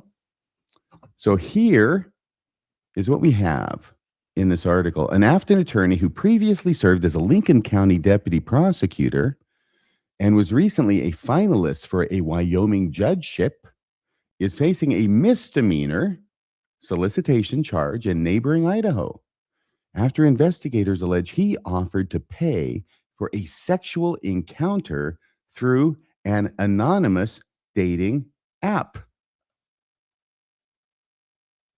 John Bowers, 66, same age as me, was charged July 22nd in Bear Lake County with one misdemeanor count of solicitation for commercial sexual activity. A probable cause affidavit says the investigation began June 24th after a private citizen contacted the Montpelier Police Department about messages exchanged with Bowers on Sniffies. Is that Sniffies or Sniffles? Sniffies, I think. Okay. Someone in the chat is saying Sniffies. I thought you might be familiar with it, Rebecca. Yeah, no, I'm not. All these things, I'm like, how does an old bishop know about this stuff? All these stories, they know about these weird. I need to get out more, I guess. I don't know. Sniffies, a location-based social networking app. What does that mean, location-based, Bill? Do you know, Rebecca or Bill? I think it means like location-based? like you can connect with people in your area, you know, Oh, like okay. you have your location and you can say, hey, look, there's somebody 10 feet away who wants to connect with me. Let's do it. Let's connect. Thank you. Okay. The reporting party, who described himself in the affidavit as someone who reports suspected criminal activity to law enforcement, so basically a nosy Nelly, told police Bowers offered $300 to party and said he would bring party supplies. Investigators interpreted the messages as an offer to pay for a sexual encounter. WT Aaron Farr. Really, what the Aaron Farr is this? I got this far and I said, you got to be kidding me. They better have more than that. Bowers has pleaded not guilty. No kidding. And I expect there's going to be a quick motion to dismiss. And unless they have more than this, it's going to be granted. This thing's going to be thrown out. And if I were the judge, I would make the prosecutor foot the bill for this guy's attorney's fees for charging such a dumbass thing as this. There's no evidence here, not in this reporting of it. Okay, I haven't seen the affidavit, but I expect you'd have something here. It's the reporter looking at it and reporting on what presumably would be the most important parts, right? Bill, could you read this part again, this slide? I noticed you were sort of shaking your head a little bit when we got to the last part of it.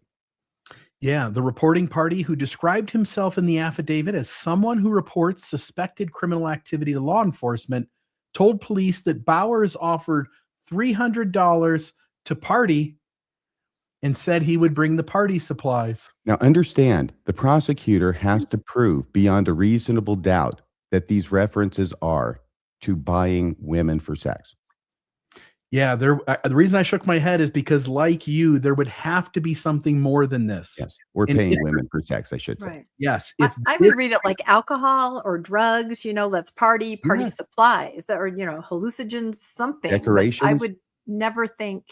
Yeah, Table that's- centerpieces? yeah. there's no doubt, Rebecca, that it allegedly means something and Right. may likely be so.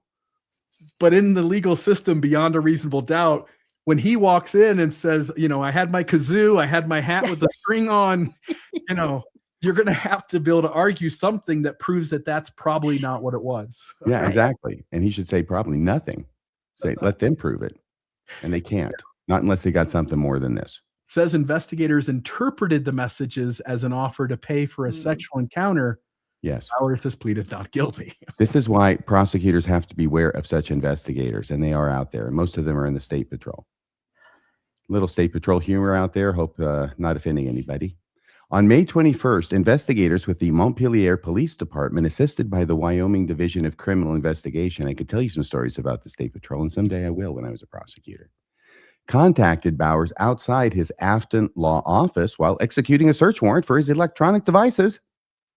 After returning to the office, Bowers agreed to speak with the investigators and surrendered his cell phone. In other words, he cooperated completely. The affidavit notes investigators later recovered digital evidence they believe linked Bowers to the account used in the conversations, including a Gmail account allegedly created the same day under the name Jack Black that received a Sniffies activation email, none of which changes the non-criminal little comments he made, even if he made them. So what? During the interview, Bowers acknowledged using the app and exchanging messages, but denied intending to solicit prostitution. I truly didn't think I was soliciting, Bowers told investigators. He sounds as surprised as I am. Bowers also described his conduct as morally wrong and inappropriate, while maintaining he never intended to arrange a commercial sexual encounter. I could see how someone could hold both opinions at the same time in this situation. What do you guys think? That's the end of that story. Well, I will say that I was able to find out that he's been a primary teacher in his ward. We talked about how he was a bishop and he's been a primary teacher for about a year and a half, but he was released just 2 weeks after that date there, the May 21st. So somebody in the ward, somebody in the stake, somebody got wind of it. So, maybe it's a coincidence that he was released right then, but somehow people are finding out the information about what happened and about Sniffies. And so he was released. He's no longer a primary teacher. So maybe he can get reinstated if, it's all proved to be nothing. But obviously, don't you think something happened? I mean, something, but maybe not illegal. Is that your point, RFM? That, people do all kinds of things. Well, I think you said he's married. Yeah. Okay. Well, then maybe it's not moral, but is it illegal? That's the question. Right. And I think his position that he set forth when he was suddenly pounced upon by the local constabulary was, what I did was morally wrong, but I wasn't trying to solicit anybody. Right. And somebody just made the comment in the chat, which I think is great. If he's willing to, volunteer to bring $300 of party supplies, he should be the ward party planner in his next calling. Because where are you going to find that kind of a person, right? No kidding. More than willing to bring that money. The rest of his life taking the receipts and trying to get them paid back by the bishop. Exactly. I'm evaluating everything. I'm thinking that if I can go under the pseudonym of Jack Black, I might get invited to more cool parties that are Jumanji as well. So we'll see. There are people who do bring party supplies, who do have parties that cost money, and not necessarily directly connected. Sexual activity can occur at the end of a party. It seems like they're going to have to prove that he explicitly meant that party supplies was something related to sex. Otherwise, I'm with you, RFN. This is getting tossed. This is a rookie move that may have been filed by an officer. I don't know that it was filed by a prosecutor. It's a misdemeanor. So at least in Washington, they can be filed by a law enforcement officer. Felonies can be filed only by prosecutors is what I'm saying. So the prosecutor may not bear the responsibility for this charge having been filed if it was done by police. The prosecutor is just going to be the one who has to dismiss it. There we go. Well, there's that. All right. Thank you for that story. We're having a lot of fun tonight. It's been a great show so far. I love it. Now we've got an LDS leader in Russia who has been detained. I read this story. I'm really excited for you to talk about it. I guess there's a mix-up about when and where things happened. That's exactly right. And this is another one where I caught wind of it really early and I posted it and I had people say, boy, it's a slow news day. This is nothing. Prove it. I love the opportunity to prove it because since I posted about it, a lot of other people, including faithful people, have been podcasting and getting the information out there. It's a really interesting situation. And I know we're not going to know a lot about it, but I'll tell you what I do know. And we will or won't find out more going forward. It is Russia after all. So the headlines here are LDS leader detained for financing terrorism. That's pretty extreme. The other headline in the middle there, I can't read, but it says something similar. There's a picture of the gentleman. A lot of people have said it looks like he's in a garment top, and we're going to see a little video in a minute when he was arrested in his home. Is this the guy at Burning Man? No. It basically says LDS leader detained in Russia, a local Latter-day Saint leader. And there's some confusion. Some people say leader of the whole church there. Now, I've looked into his callings. I can't exactly see possible high council, possible elders quorum. I can't tell exactly, but the paper is spinning it that he's a high leader. I can't verify that from my sources. Anyway, he's reportedly been detained and is facing a potentially serious criminal case involving Russia's laws against so-called extremist organizations. And we're talking about contributions to organizations. The man is 74-year-old Valentin Gavrilov, who reportedly leads a Latter-day Saint congregation in Vyborg, a city near Russia's border with Finland. Again, I can't verify that exactly. And it may be that they keep those kind of callings more under wrapped. But if we go to the next, I will show you here is a very brief clip of them going into his apartment and detaining him. And there's sound. There was sound when I put it in there, but I don't know if okay, it's that short. And there was sound, but it's not coming through. You guys didn't hear any sound? There was sound. No, I didn't hear any sound. No, I'm guessing it's Russian. Yeah. Basically just people walking in and you can see him being, let's watch it one more time. You can see him being pressed up against the wall. Somebody says, hey, like what's going on? And, of course it's all in Russian, but yeah, it's just kind of the sound of people walking and talking. And if you look on the left there, he is up against the wall. He's got his hands up. Again, that's a little old guy who is part of a ward there. Okay, so if we go to the next one, not only did they search and detain him, they went over to the LDS meeting house. And somebody from that area has told me that other meeting houses are sort of repurposed from other buildings, but this is one that was actually built as a meeting house. And so if there's no sound, what you would have heard is just people kind of talking. You'll see someone unlocking a door and you'll see the officials walking in, but they did search a meeting house too. Там черная кофта, я говорил сверху. Ну да, вот это все они, да. Открывайте, скорее.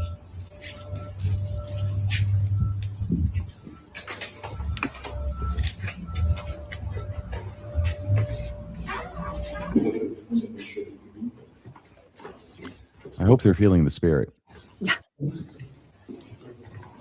Yeah, it is kind of sad to me just to see them going in there, you know. I don't know.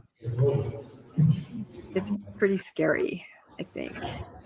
And they just kind of look around. Okay, so that's it. And the rest of the video was the gentleman speaking in Russian and right to the camera and sort of saying, you know, there's a misunderstanding. It isn't what you think. So basically what they're talking about is the Russian authorities have accused Gavrilo of financially supporting an organization connected to the late Russian opposition leader, Alexei Navalny. I'm butchering all these. Sorry, everybody. His anti-corruption foundation was designated an extremist organization by a Russian court in 2021. So making a donation to this organization, financing an extremist organization, can result in a lengthy prison sentence. But of course, this gentleman, the bishop or leader, he says, look, if I did make a donation, it was before it was designated and put on that extremist list. So that makes it really difficult. And then he also says, I think I even pushed the wrong button defense. So this really doesn't have anything to do with the LDS Church, but that he is a member and possibly a leader, yet they are still searching his phone and they're searching the LDS meeting house, as you saw there. So in a video circulating, let me go forward one here. In a video circulating online, authorities questioned him about a donation. He insists the donation occurred years ago before the organization was declared extremist. He tells the officer that was 5 years ago. When the officer says it happened after the designation, the gentleman responds, no, it was before. It was a very long time ago. It was when the extremist leader was still alive. So there's just some confusion here with this guy. The officer responds that investigators will determine what happens and say they will examine his phone. So they took his phone to look at that.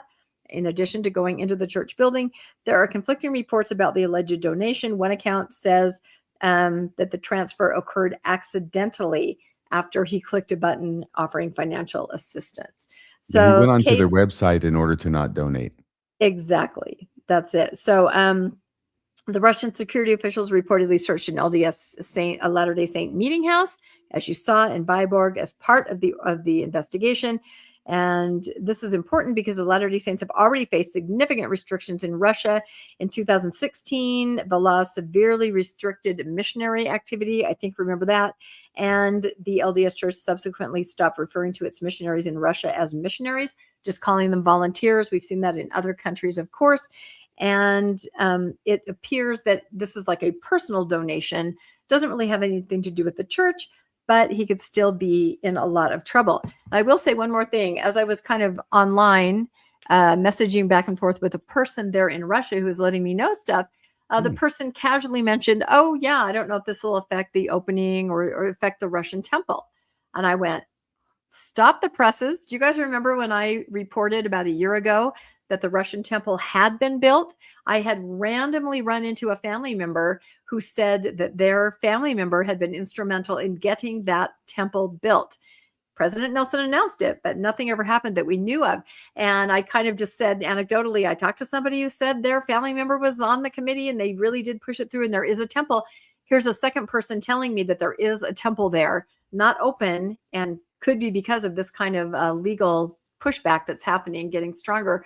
But I thought that was kind of interesting. So anyway, we'll follow the story and we'll see, but definitely something going on where this gentleman's detained and a question about a contribution, and it's kind of spilling out and touching the LDS community there too. Thoughts It on would that? be remarkable if the church had completed a temple in Russia and wasn't crowing about it, especially with President Nelson at the helm. Yeah, you can't though. I mean, look at all. Yeah, you have to keep it very under wraps. But I'll find out more about it. But the two people now, anecdotally, have told me this. Random, separate So you sources. think President Nelson learned his lesson from the announcement of the China temple? That exactly. Just can't randomly announce them. Yeah. All I'll say is I was laughing at the end of your story, and I didn't want the audience to think that I was laughing at your story. It was a very serious story about a man in Russia. Yeah. Again, it seems like he's posing lots of excuses. Yeah. One that happened a long time ago. One, I pushed the wrong button. And as RFM noted, to make a donation online, you really have to push more than one wrong button. Yeah. You have to enter your debit card or credit card info. Yeah. You have to go to the site. Yeah. You know, that's what are you doing on the site? So, but then he's saying this was before it was even a problem, you know, before this was designated something. So we'll find out. I haven't seen this on any, of course, official church channels, but there have been some other faithful apologist podcasting about it. I was laughing because I didn't know of this sniffies. So I looked up sniffies while you were talking. Gosh. It was interesting. I was there for a moment. I don't know that I'll be revisiting it, but we can continue with the last story. So Are you bringing $300 to the party? That's what I want. And party supplies. all right, let's move on. Okay. New Sunday schedule. So this is our final story, I believe, for the night. This was in the church news. This was church releases, instructional videos. It got covered in lots of other places, LDS Living and whatnot. This was church releases, instructional videos for the September Sunday schedule changes. Again, we brought to you the news that the church was reducing its, or I shouldn't say reducing, but changing its schedule from sacrament meeting and then 1 hour of either Sunday school or Relief Society, priesthood, young men, young women. Now they're going to just 25 minutes of each week. I can't imagine trying to accomplish anything in 25 minutes. So the church has now released a series of instructional videos preparing members for the new Sunday schedule that begins September 6th. Under the change, Sunday school, Relief Society, Elders Quorum, and young women and young men will meet every week, but in much shorter 25-minute blocks. Church leaders say the purpose, and they laid this out. I watched all the videos this morning. Really? Please?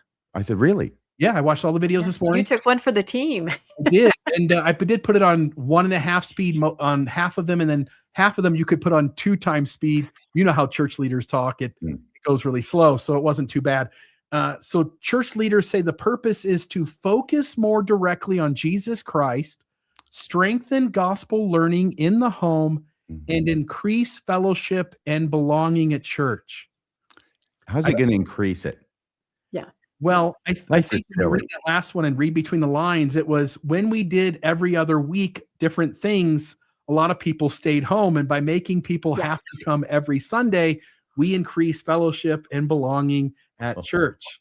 Okay. No, we can all see where this is going. I cannot wait. Yep. And there were details from the articles that got posted about it, and there were details in the videos. And so I'm going to share those now. The youth curriculum is also becoming more structured. The first Sunday will emphasize the new For Strength of Youth guide. The second and third Sundays will focus on core doctrines. And the fourth Sunday will deal with blessings, privileges, and opportunities. So I'm going to tell you, this is not the Mormonism I grew up with. This seems so much fluff and watered down. And let's see here. Watching the training, I also picked up what feels like at least some apprehension about whether these extremely short meetings are actually going to work. When I listened to Patrick Kieran and Elder Bednar talk about it, I could just sense a little bit of like reservation on their part about like what this was going to look like. There were several moments where they were emphasizing that like you local people, you're going to have to come prepared. You're going to have to really buckle down and do these things, or else, you're not going to have time to do anything. So just noting that. And then let's see here. Elder Patrick Kieran describes the church as being in a moment of adjustment. Those are his words. While he and David Bednar repeatedly emphasize that local leaders will have to use the limited time very intentionally keep sacrament meetings focused on Christ, even though they just changed the hymn books, took out a bunch of old hymns, put in a bunch of new ones that no one knows. I want to make a joke about your good friend over at the church history department and some of the hymns he knows, but I won't pick on him any further for his mistake. I'll let him be. By the way, just as I said, in a moment where we just changed the hymn books for the first time significantly in a long time, Bednar and Kieran tell the audience that in sacrament, you need to choose hymns that people actually know and can actually sing and avoid wasting precious minutes. No. Isn't that a strange thing to say after you just created a new hymn book The with a left hand and the right hand. No. They got no And clue. it's a disaster from what I'm reading. The hymn book is a disaster. They took out the familiar songs. They put in songs nobody knows. Hard to play. That's a huge issue. Hard to sing. Nothing is familiar. It's the exact opposite of what you're saying that Kieran is saying. It's a disaster. Someone on the faithful side used the word disaster. They're seeing it. That's the thing. The faithful are seeing this. Going back They're to your dreading comment it. about my good friend Bill, Yes. when I was in Salt Lake City this past week, Yes. Wendy and I tried to look him up at the church office building. We're referred over to the church library, history library, left a message for him. And Wendy did say that, because he wasn't in, but Wendy had said that if he was in, she was going to ask him to hear his rendition of Swanee River. That was going to be so Yeah. funny. Yeah. Yes. That would have been, his face would have turned red and he would have felt lots of shame. So Right there in the lobby of the church history library. that would have been fun. I would have hoped you would have had your phone out as that was being asked. That would have been good. All right. Couple more. I've got 3 more slides here and then we'll get into what we're all putting out this week. They were talking about making the church more Christ-centered. So what interested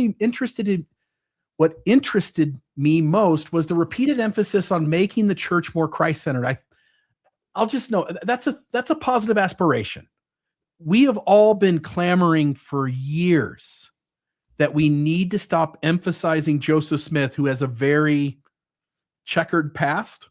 We need to stop promoting loyalty and obedience to the top 15, and it really does need to move towards being a Christ-focused church. And when I watched all these videos, that seemed to be the connecting dot among all the video clips and the write-ups in the various news coverage, was that not that it's different than any time in the past, but they are emphasizing that this shift is about making the church more Christ-centered. And I think I put here, I think that's kind of a sounding brass or tinkling cymbal problem, because the institutional church has never really resolved it. They've been saying for so long that they want to make this church a Christ-centered church. Yes. And yet Mormon culture and correlated teaching have continued to devote enormous energy to prophetic authority, loyalty to current leaders, defending Joseph Smith, and maintaining credibility of the institution itself. That might be the reason women and maybe members generally are leaving. So for me, the real test isn't whether leaders say Jesus Christ more frequently, Jesus Christ, Jesus Christ, Jesus Christ, in these videos. It's whether the institution becomes willing to prioritize Christ-like values, because that's really what it means to make the church more Christ-like. To emphasize Jesus Christ means that from the very top down, you have to focus on honesty, humility, compassion, accountability, transparency, care for those who have been harmed, taking care of the poor and the needy instead of storing your money away in a hedge fund. And I think until you fix those things, LDS Church, you're going to continue to see people leaving in droves, especially the women. So there's that. And they need to do that even when doing so requires acknowledging serious failures by revered leaders. And that's the number one no-no in Mormonism. In other words, you cannot fully move towards Christ, LDS Church. You cannot move towards him. You can't make him the center of your meetings while simultaneously insisting that institutional credibility and prophetic reputation remain on the pedestals and they cannot be seriously challenged. Well, at least not without continuing to create disaffection over the ethics of leaders and problematic history. The new curriculum does explicitly ask members to consider how sacrament meeting can produce spiritual renewal and grow through Jesus Christ. So at least rhetorically, the stated direction is unmistakable, but it sounds a lot like things said 5 years ago, 7 years ago, 11 years ago, 13 years ago, 17 years ago, and 24 years ago. So over and over and over again, it's like they want to get there, but they're just not willing to do the things that get you there. And maybe this time is the one. We'll see. I think the more they continue to say follow Jesus, the more they will continue to make the equation of Jesus and the church. Yeah. But I think the numbers say it's not working anymore. They might want to actually do the thing and move towards a better, healthier, more honest, more kind, more taking care of the needy kind of church. So in this shift toward a home-centered, church-supported model, the church continues moving towards that. That's all the emphasis in all of these videos. Members are being encouraged to do more preparation and discussion at home, moving beyond. And they said this specifically. There was one moment where Bednar goes, the way the church used to work a couple of decades ago is we'd all get home from church, and as a father or as a mother, we'd say, hey, kids, what did you learn at church today? Mm-hmm. And he said that that's not going to work anymore. He said with the shortened Sunday classes serving increasingly as a supplement rather than the primary place where religious formation occurs, that there has to be longer, bigger, deeper discussions at home. There has to be conversations that are not the simple, hey, how was church today? And church was great. Thanks, mom and dad. Let's eat lunch. Let's move on. It needs to be that church is taking place at home. That's where the majority of the teaching goes. And I just noted as I was listening to the videos, I said, this has consequences that has me curious if such is really the intention or if they haven't really considered the consequences of this. The more religious education gets pushed into individual homes, the less correlated Mormonism inevitably becomes. Now, one family may have thoughtful conversations about difficult history or a doctrine or theological questions. Another may simply read the manual and gloss over it. Another may barely do anything at all. And I think most Mormons will fall into the third group. Children growing up in these homes will therefore experience even more different Mormonisms. It also subtly changes where the responsibility resides. If a young person later objects to something they were taught, there is now more room for the institution to say, in effect, that was how your family taught it. That's not how we taught it. That's how your family taught it. Rather than having every teaching traced cleanly back to standardized church classroom or correlated statement in a manual or book. There was another person here. There was two videos that had both a sister and a brother from the church. One of them had an elder, Arnolfo Valenzuela. He argued that the weekly format can actually create room for more voices. We have less time, but we're going to hear more voices. And so he's suggesting that everybody comes into church on Sunday, having read the general conference talk, and now it's going to be a group discussion with all these voices having value. What an incredible idea. You mean like the way it's always supposed to have been ever since I joined the church 50 years ago and before? Yes, just like that.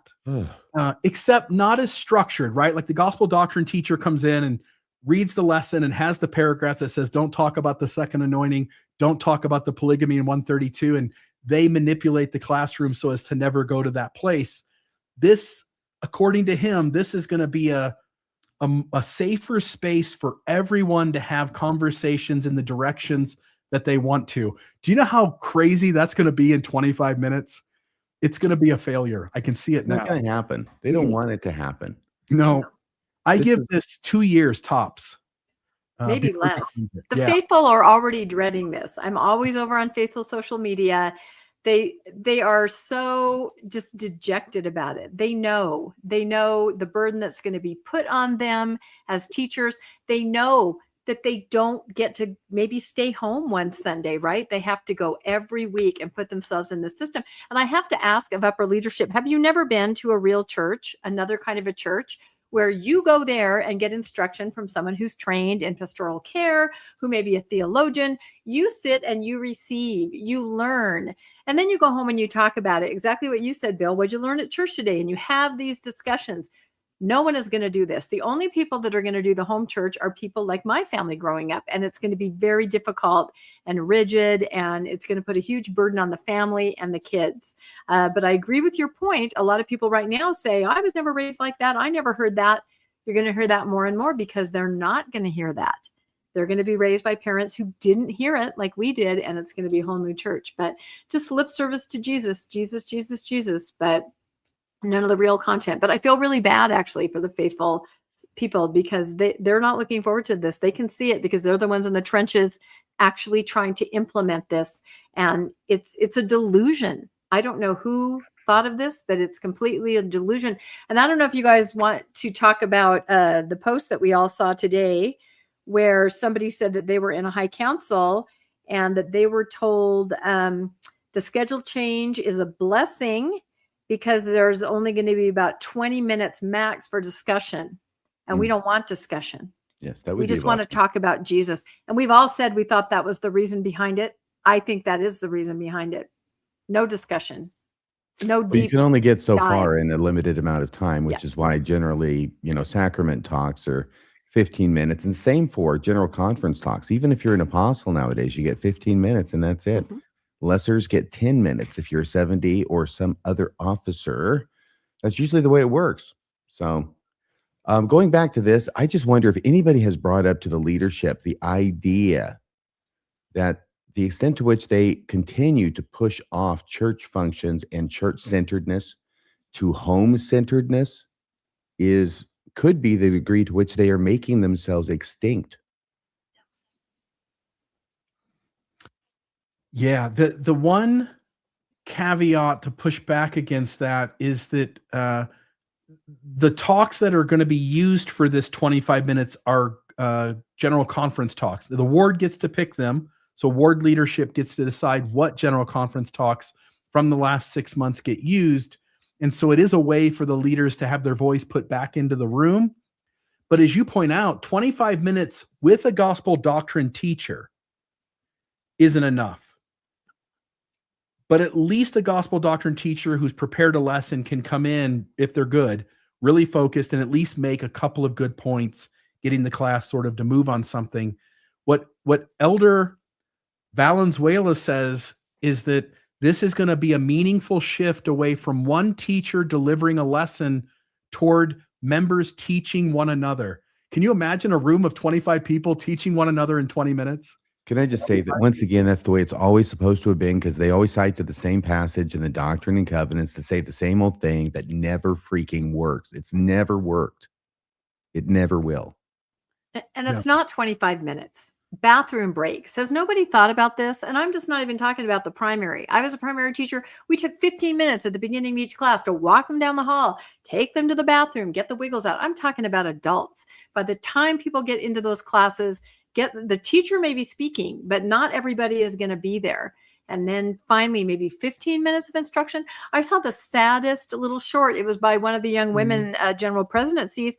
And she let everybody know that no more reciting of the young women's theme. There just isn't time. Recite it at home, recite it some other places so you don't forget it. But we're not going to be reciting it anymore at the beginning of Young Women.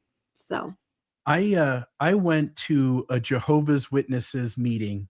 You were talking about going to other churches. I went to a Jehovah's Witnesses meeting, and it's like Mormonism. And I remember I was sitting there with two missionaries. I went with the elders. I was the assistant ward mission leader. I just joined the church, and we just thought it'd be fun to go to some other faith meetings. And we picked the Jehovah's Witnesses, and we're sitting there, and the teacher has a correlated manual from the institution, from the system, to give a lesson to the people. And just like Mormonism, they pass the mic around and let everybody answer questions. But I'm like a third of the way into the hour-long Sunday school, and it occurs to me like those questions in the material are carefully crafted so that this group of people have certain answers that they will easily give to those questions, and nobody's really doing any real discussion here or talking about things where people have to think about new answers and think about how things go together and make new connections. It's just spewing it back out again. And then it struck me, and the very next thought I had is, oh, we do the same thing. We do that too, because that's what Mormonism does. And this will at least not be that. Somebody will pick the general conference talk, walk into the room and say, hey guys, this is our talk. What do you guys think? And for the next 20 minutes, see what people say. So we'll see what happens with that. And then when there's a huge gap and nobody says anything, the teacher will start reading the freaking talk. And that's what's going to happen every week. Or you'll have those 4 or 5 people, 2 or 3 people who are always needing to put their little gospel hobbies at the forefront, and they'll take over these conversations. That could happen too. Yeah, there's even discussion already on Faithful social media. How do you think we can make this person be quiet or say less? What strategies can we use in Relief Society to make so-and-so not, everybody knows the people in their ward, and that's a death blow to a lesson if some cute little old lady wants to take 12 minutes and talk. So they're already talking about nice ways to get people to shut the F up. They're not going to work. They're going to have to jump her in the parking lot. Boy, oh boy. Oh, I can't wait. I already have people lined up to go and report back to me. So yeah, I'm going to do a whole thing on it. All right, this is my last slide. Again, more movement towards a home-centered church. So this feels to me like the very beginning phases of decentralization. If you guys remember this, you guys are a little older than me. I remember, not because I experienced it, but because I was a huge history buff and I wanted to kind of know what Mormonism looked like in generations past. And so I started collecting at the time some of the old Hugh Nibley manuals. Strange thing, right? Hugh Nibley, as a scholar in the church, was permitted to write some of the curriculum for priesthood. And in the past, prior to Bruce R. McConkie and that whole generation of Mormon leadership, we used to have a decentralized church to some extent, much bigger, much more decentralization than today. This feels to me like the brethren no longer want to get caught saying stupid things that'll be reversed and abandoned later. And they're wanting to get themselves out of the picture, let people discuss this on their own in the meetings, let people discuss these things at home, and they get to let a generation or two grow up, experience Mormonism, and then look back and go like, I don't know what you guys are talking about, you old people talking about the way Mormonism used to be in the 70s, 80s, and 90s. It's never been like that for me. I don't know anything about Jesus being married to people or the age of the earth being 6,000 years old, because they're not going to hear any of that. And so this feels to me like decentralization. And again, like I said, not the first time. Relief Society and Elders Quorum members are being encouraged to prepare during the week. The curriculum continues to lean heavily on general conference talks. I think we've tried that before too, with local leaders deciding which talks their congregations need. So the church is simultaneously decentralizing how the message gets discussed while continuing to centralize much of what gets discussed around the words of senior church leaders. And please don't forget that what this means is that of the vast body of material that one could cover in a Sunday school class, what the church has done a priori is limit and restrict its teachers to the most boring shit imaginable. That's all they can do, is teach the most boring shit imaginable. And if you haven't offended people bad enough by hiding history and lying about it, if you haven't offended people bad enough by saying that people who have sexual inclinations that aren't heterosexual, cisgender are inappropriate, if you haven't offended people enough by doing the things you do by having patriarchy and putting your thumb down on women or not apologizing for the race issue, as you point out, RFM, now you're making church, which is already boring, even more boring. And you're like, this is going to work. People are going to stay now. And I'm looking at this and going, you guys, you are creating a cluster F. Kids, I won't say the word, but you're creating a horrible mesh of things that are going to just run into each other. And you're creating a horrible product. It was already a horrible product, and it's even more horrible now. This is not going to go well. The Mormon church, now twice as boring. And I have to say, it actually might work because people will start ignoring what they hear in church and they will live in their own created Mormonism that they're being taught and living at home. We already say over and over, you can sit in a pew and behind you is someone who's a monogamy affirmer for Joseph Smith. You have a mother in heaven, crystal blessing person next to you. You have somebody that's a Scales and Bensonite Mormon on the other side. You have a Restore Mormon. You have a Faith Matters. Everybody's already sort of living their own version of Mormonism. We say this often when we hear apologists talk. What did they invent? What do they think Mormonism is? Now this really can be their Mormonism. They are learning that at home. They are living that at home. Sure, they go to the building and they might hear something different, but their Mormonism is at home. So I see divergence even more than there is now. Yeah. And I get it. You have to change because you've been doing things so unethically and dishonestly all along the way. But also when you don't have any explicit claims that are fun to talk about and to research and to think about and have conversations around, you're creating a Sunday experience that people are going to go, why don't I just stay home? Why don't I just not do this Mormon thing anymore? At least in the 80s and 90s, there was a pride in having answers to all the questions, knowing we were right, and knowing those darn evangelicals were just wrong for all the wrong reasons. It's the excitement and joy that everyone inside of a conspiracy theory feels in their heart. Yes. Yeah. Think about the mixed faith marriages this is going to lead to within Mormonism, right? I mean, I married somebody who watched TV on Sunday. I didn't. That was the biggest deal to me. That was something we didn't talk about before marriage, right? Imagine the kind of Mormons that may not discuss things and come together and realize they're completely opposite in their beliefs and what they understand and what they think Mormonism is. It could be interesting. Yeah. As people get together having different beliefs, they're just creating such a watered down experience. I think what I've arrived at is maybe the church leaders aren't as stupid as I sometimes think they are in terms of doing this kind of stuff. I think they have a problem for which there is no good answer. Do you stay with the Mormonism of the 80s and 90s? No, you can't do that. Can you acknowledge that the leaders have messed up and they've been dishonest and they've been wrong about a lot of things? You can't do that. Can we just get away from it and make church Methodism and have us all just enjoy an hour and a half of loving kindness towards each other and go home? Well, I don't think that's going to work.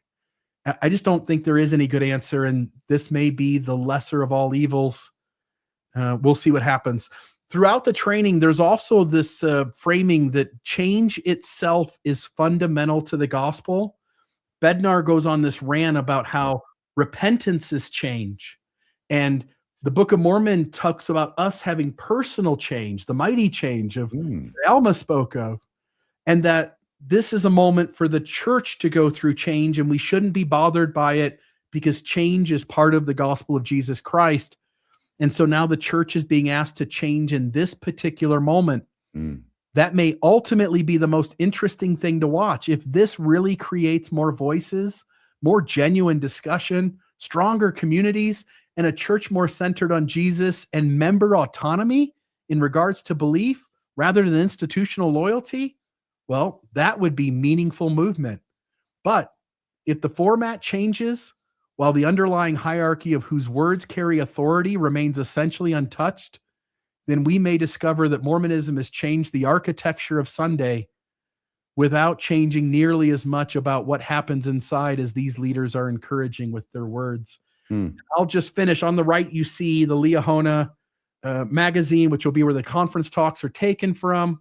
By the way, constantly changing magazine names. That always seemed interesting to me. I don't know why they just can't stick. The magazine is still the same magazine. Just keep the dang name. For the strength of, as if moving the chairs on the deck of the Titanic makes any difference at all.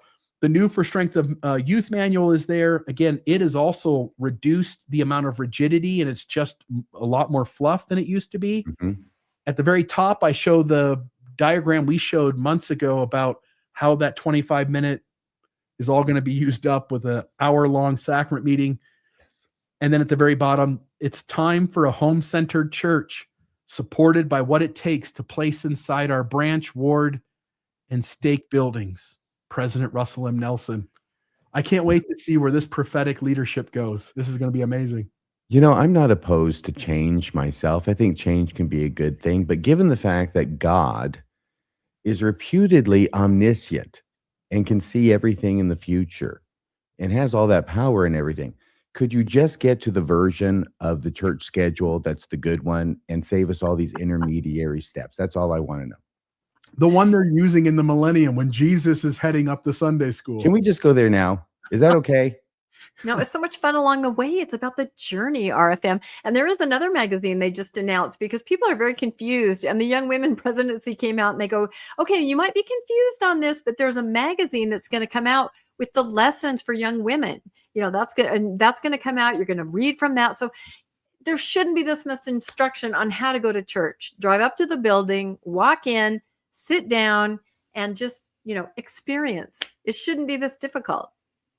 Like I think said, the reason they can't wait. changed it from the Ensign to the Liahona was that they had hopes that a larger percentage of the membership would actually know how to pronounce the name of the magazine correctly. Ensign and Zun. You're going to find all kinds of different people. Ensign is the correct one. I know it is, but I said Ensign, and I was raised to say it that way. So, It's not a publication of the U.S. Navy. well, maybe Well, it should be. talk about church being boring. You know what won't be boring? What? The post-Mormon Cruise. That's not going to be boring at all. No, this No. I saw that RFM, you submitted your excursions that you're going on. You notified our travel agent some of the places on the ship you'll be at certain times. Excuse me. Yes. Post-Mormon Celebration Cruise, September 13th. We are just over a month away. Wow. Teresa and I were looking over the calendar of events on the cruise ship today, and we're super excited. We leave on the 13th of September. We embark from Long Beach, California, right outside Los Angeles. This runs until September 20th. We've got tons of fun. I saw Kathleen's document showing all the events aboard the ship. You can go sing karaoke with, I think, RFM, you're going to be singing karaoke. Is that right? I don't think so. I may be watching others and laughing and pointing, but I don't plan on singing myself. I'll be at the Korahor craps table showing some of the folks how to play craps. There's Wow. things, yeah. There'll be tons of events, excursions to go on. So, folks, it's a month away. If you've been on the fence, just do it. Come on the Post-Mormon Celebration Cruise with us. Again, you've got Rebecca, myself, Radio Free Mormon. You've got Landon Brophy, Charlie Harrell, Jana Spangler, Ganesh Cherian, Dr. Julie De Azevedo, Dr. Randall Bell, Dr. John Lund. What's a lot of doctors? A lot of doctors. Good help here. And Sam Young. So, Not enough cooks. there you go. So please consider doing that. You can go to mormondiscussions.org. At the very top of the website, you'll see Post-Mormon Cruise. Click that. You'll get all the information. For those who are going, we're so excited to see you. One of the things we talked about is getting your taper shirt. And so Teresa and I ordered ours off Amazon. They came in the mail the other day. And so this is an AI image of us wearing them. It made me thinner than I actually am. It made her a little less thin than she actually is. And I asked it to make her thinner to represent what she really looks like. And AI told me I was violating its rules asking me. So I had to just take it for what it was. So Teresa, I'm super sorry. I'm actually the heavier one in our relationship. I look good in this picture though, but I think you've done a good job of establishing this is all the computer's fault, Bill. This is the computer's fault. You're clear. There are tons of taper shirts on Amazon. This is the one that we got. I like it. So, yeah. So there's that. Rebecca, you sent this out the other day on the Facebook group. Don't forget your cruise attire. There is an elegant dinner on the cruise ship. You'll want to have some elegant dinner fabrics to put on yourself for that. We've also got the white hot night. I can think of one religion that does really well at like white kinds of clothing. So us Mormons, we should definitely represent here at the white hot night. And then there's the 80s party. I thought it'd be fun to dress kind of like an 80s Mormon. I don't know if that's any different than another 80s kid, but there's the 80s party. So make sure you bring that attire for those 3 nights as well. I think there's a discount on baptismal jumpsuits since, they're selling so many. So maybe they're running on short supply though.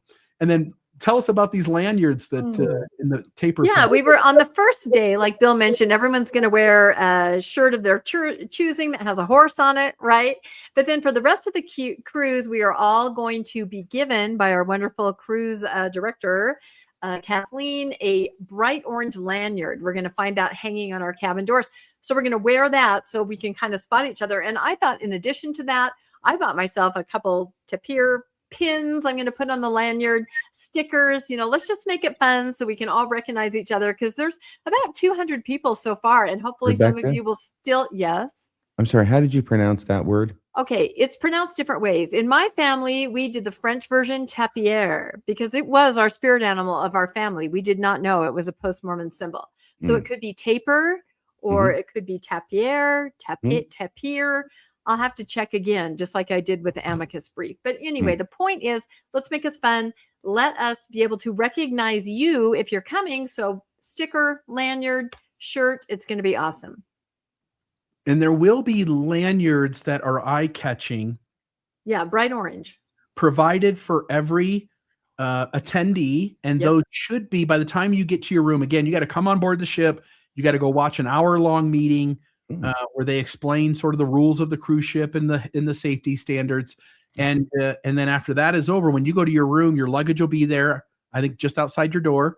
And on the doorknob should be an orange lanyard that will allow you to wear that all through the week. And all of us post-Mormon, doubting Mormons, nuanced Mormons, from whatever Mormon tradition, because that word belongs to all of us, you'll have the chance to sort of recognize each other.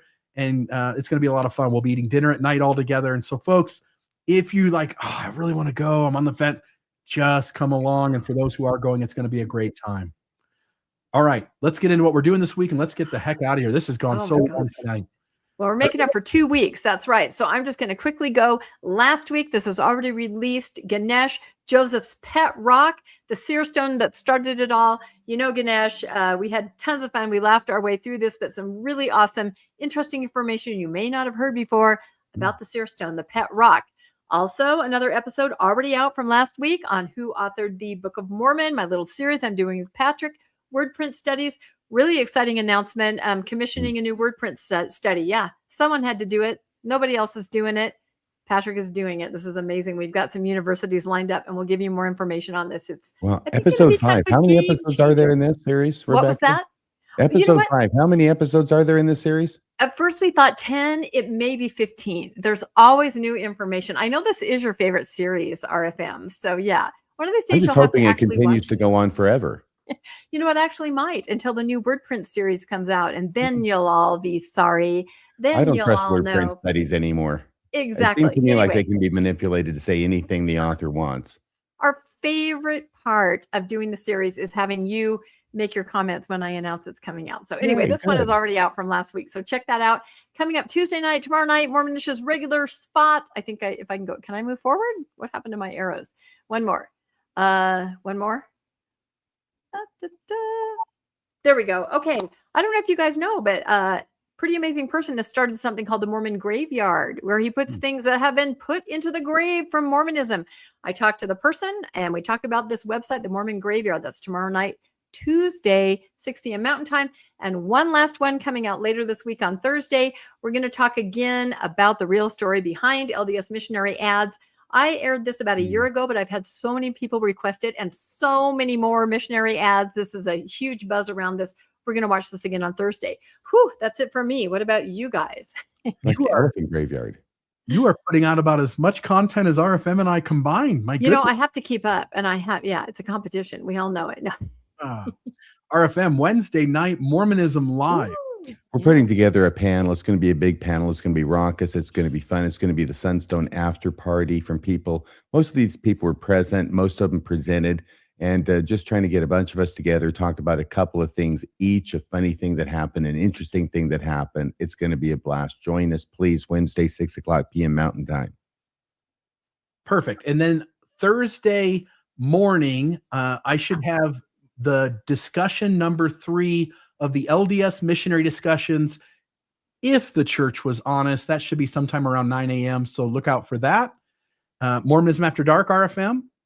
Yeah, that's going to be on Friday night at 8 o'clock p.m. Mountain Time. That's going to be a lot of fun too. And I'm putting something together. I don't want to announce it yet because if it didn't happen, I wouldn't like that. But look for it and join us. This is the place to be after a tough week to have fun and hang out with a bunch of friends and family and deconstruct from that thing we call Mormonism. And then all of our favorite episode, Saturday, Radio Free Mormon, broadcasting behind enemy lines. I confess to you, I got no clue as to what's going to be because unlike some people, I've got nothing in the vault. Everything is fresh when it comes off the grill and comes into the podcast lineup. So there's a number of ideas. Something will happen. It'll be worth watching. It'll be Saturday night. It'll premiere. I'll be in the live chat. Please join me. Perfect. All right. I think that does it. That is it. So, folks, been a long show. We'll get you out of here. Please like and subscribe. Go to both the Mormonish and the Mormon Discussion YouTube channel. Please subscribe to both of those. And please donate to both Rebecca Biblioteca and the Mormonish podcast, as well as Radio Free Mormon and myself at the Mormon Discussion channel. And you can do that through both sides' website. We'll have those links in the show notes. Other than that, folks, Rebecca, RFM, and to the audience, have a great night. Thanks for enjoying the Mormon Newscast. Good night. That's a wrap for this week's edition of the Mormon Newscast. We appreciate you tuning in and sharing this time with us. Keep the conversation going and stay informed on all things Mormonism. Until next week, wishing you peace and joy. See you next Monday at 6 p.m. on the Mormon Newscast.